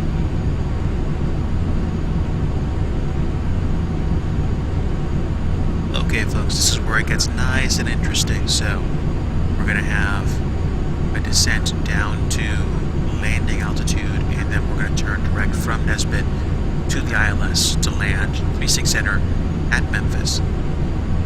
And once we land, I'm just going to go ahead and basically taxi off and then taxi to the first available gate. There have been VANZE2 flights I've done where I've actually picked an arrival gate and tried my best to actually get there. And I think once or twice I've used GSX ground services to get a follow-me truck to get out, to guide me to the specific ramp. Actually, I did that once upon a time for a flight to Phoenix International, and it was good.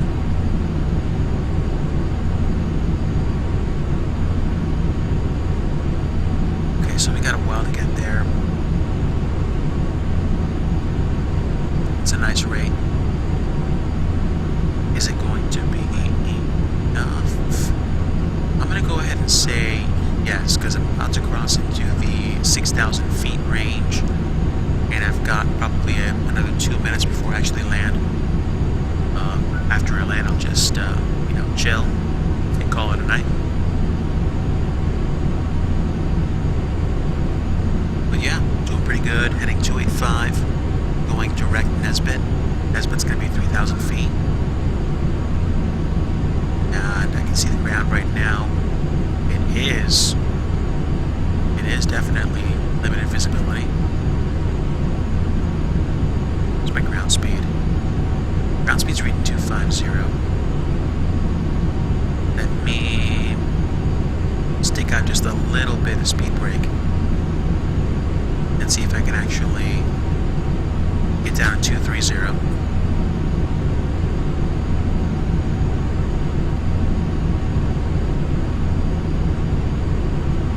So I want to start activating my flaps.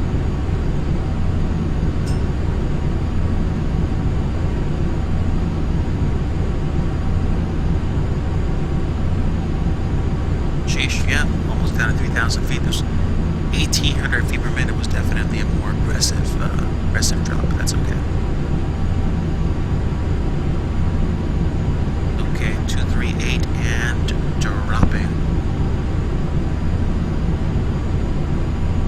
Let's get airspeed down to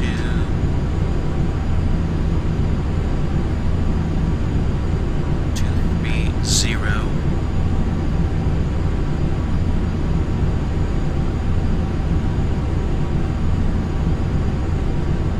Just a little bit more.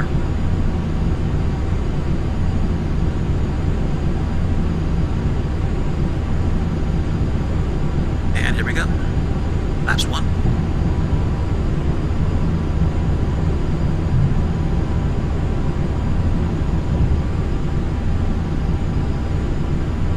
Flaps 8.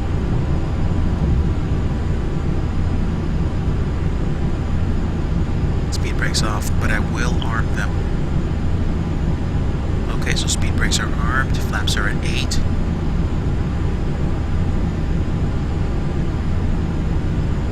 Let's set flaps 20.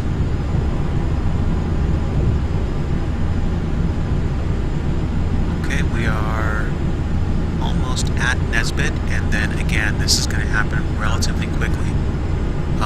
Before Nesbitt, I'm going to get set up to make that final approach, and then we'll land runway 36 Center. Thanks.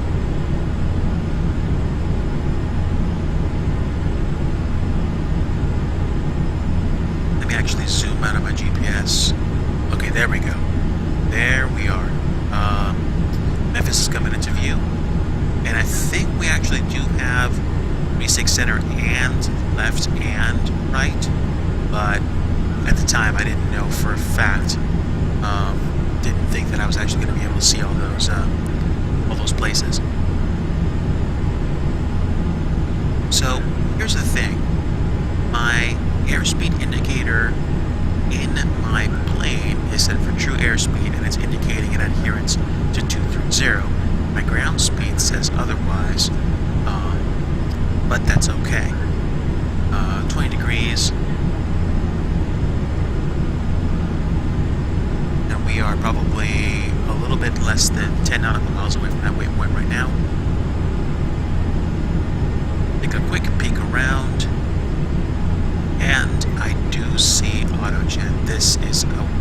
sight.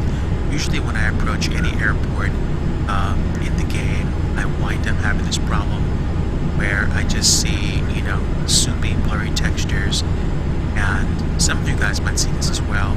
I made a decision. I just chose, instead of having really good looking clouds and really bad looking ground with no autogen, I'm just gonna give up on cloud textures and have my autogen load, which I think makes for a much more enjoyable landing experience. But here we are. We got flaps set at 20 degrees for the descent, and Bob Bill's been doing an excellent job of keeping up. Really appreciate that.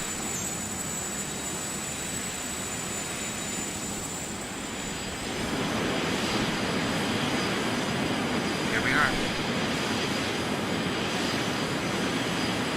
We are literally less than 15 minutes away from landing. Probably less than 10 minutes, to be honest. And we are just about to come into Memphis. And it is mad foggy.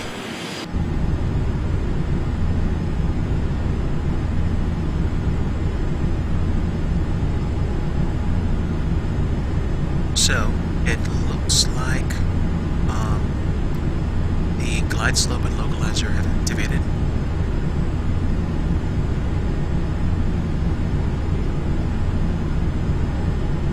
Not that far off. Actually, we're very close. American veteran, thanks for the follow. Really appreciate that. We are getting set to land in Memphis. As the famous song does say, the land of the Delta Blues. So, I'm going to start my turn in right now.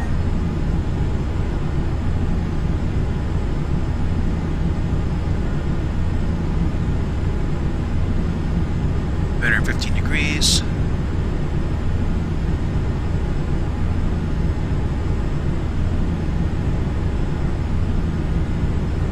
And start paying attention to my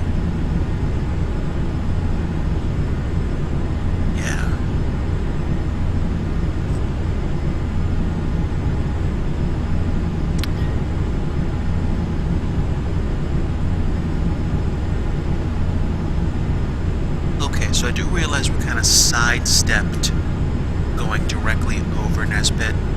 That's okay. I start turning to 360 now. Feeling I may dance over the localizer line.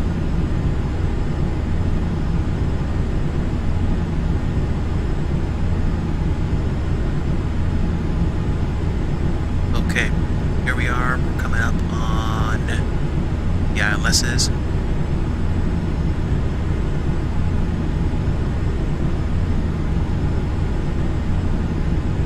Okay, here we go. I've got control of heading and airspeed. Shut the yaw damper off. Disengage autopilot. My aircraft.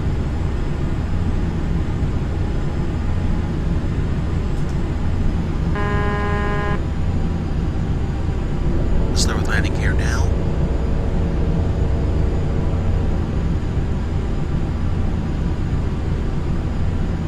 And go laps 30.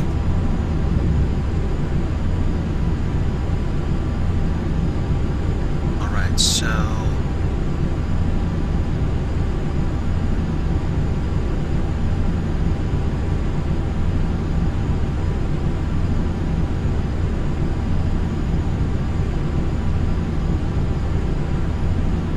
we're pretty close. I think I see the runway right in front of me. And I'm so chill, I'm not going to worry about hitting the right runway. Although, I will say the closer that I get to 36 center, the better it's going to look for me. Alright, so flaps full, probably about 190 knots, so it could be going a little bit slower, but that's okay.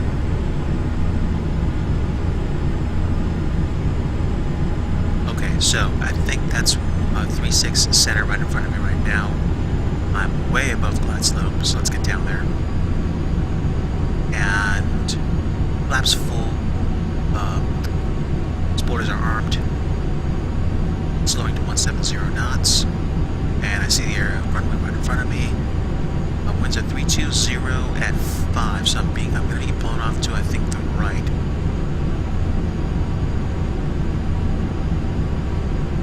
But that's okay.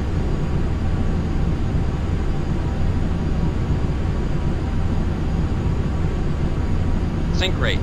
Right. Don't sink. And usually the computer always has a bone to pick with me about my descent rate.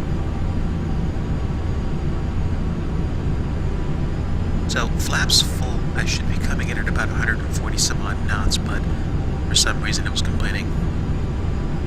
And even though it says I'm above glide path, it looked like I was just coming in so shallow. So my airspeed's better. Let's get better lineup. Okay, here we go.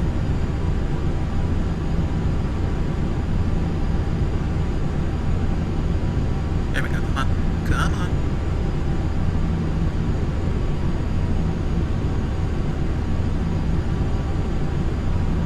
And here we go.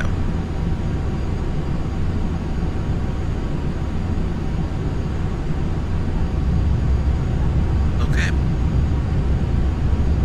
Just past the main touchdown point. Let's go ahead and give some reverse thrust.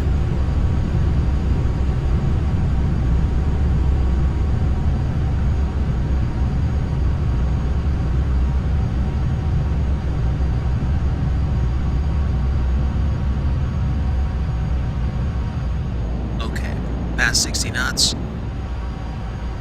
Let's go ahead and clear the runway.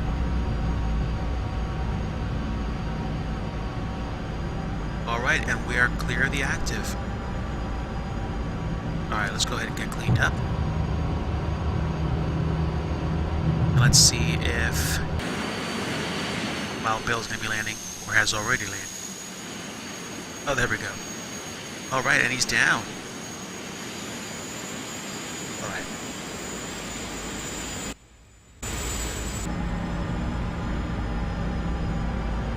Let's go ahead and turn in here.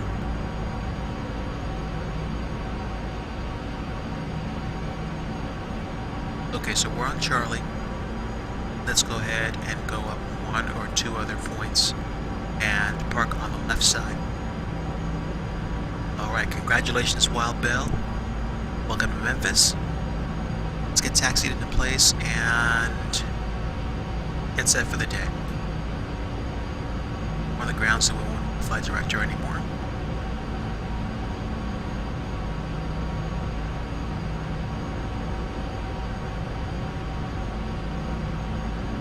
Alright. Thanks, American Veteran.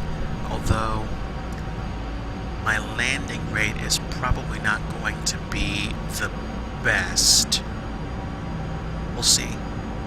Let's turn it into Lima and pick a gate and land. Okay. FSCloud says my landing was great, so I think either my landing rate or the max rate of descent was not the best. But I don't think I did that bad in terms of a centerline landing, so I'm good. Okay, so let's get the Orbit Airlines planes parked company side.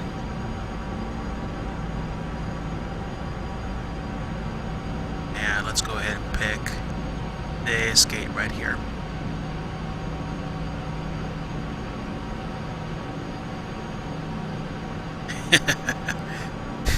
That truck said, I'm going for it.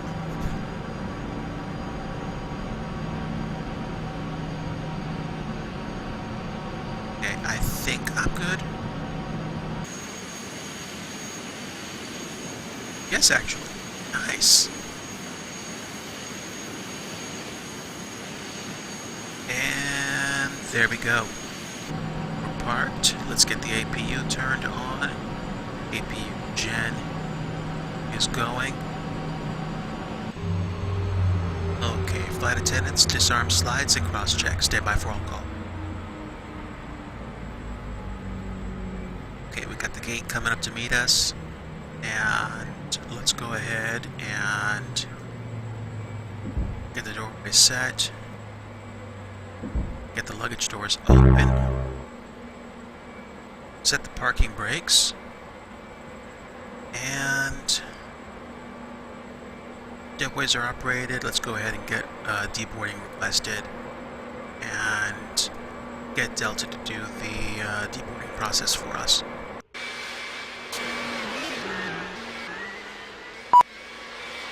Excellent. Here comes Wild Bill now. Fantastic. Wild Bill followed us all the way from Jacksonville. Yep. There we go. Got folks deboarding right now. Bye. Thank you very much. Goodbye. Goodbye. Hi. Thank you. Thank you. Bye. Thank you.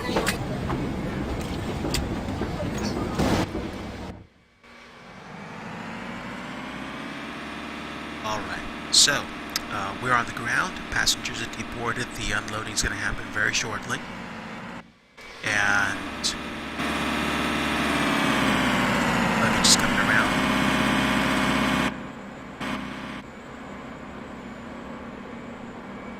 And Wild Bill's getting parked.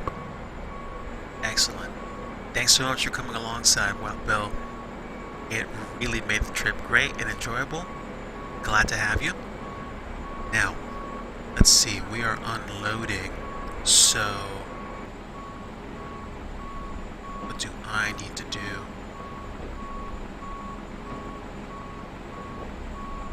So let's go ahead and, let's see, flaps are off, gears down, parking brakes set, everything's shut off right now. I don't think we need anything else right now. Let's go ahead and turn the APU gen off, turn the ignition off. Go ahead and turn the plane off for a little while, let it cool. And we are officially cold and dark at this point. Ladies and gentlemen, Orbit Airlines thanks you for coming along with us on our flight from Jacksonville to Memphis. Now it's time to go proceed to the captain's exit and catch some good music and some food. In the meantime, guys, I'll see you around the next flight.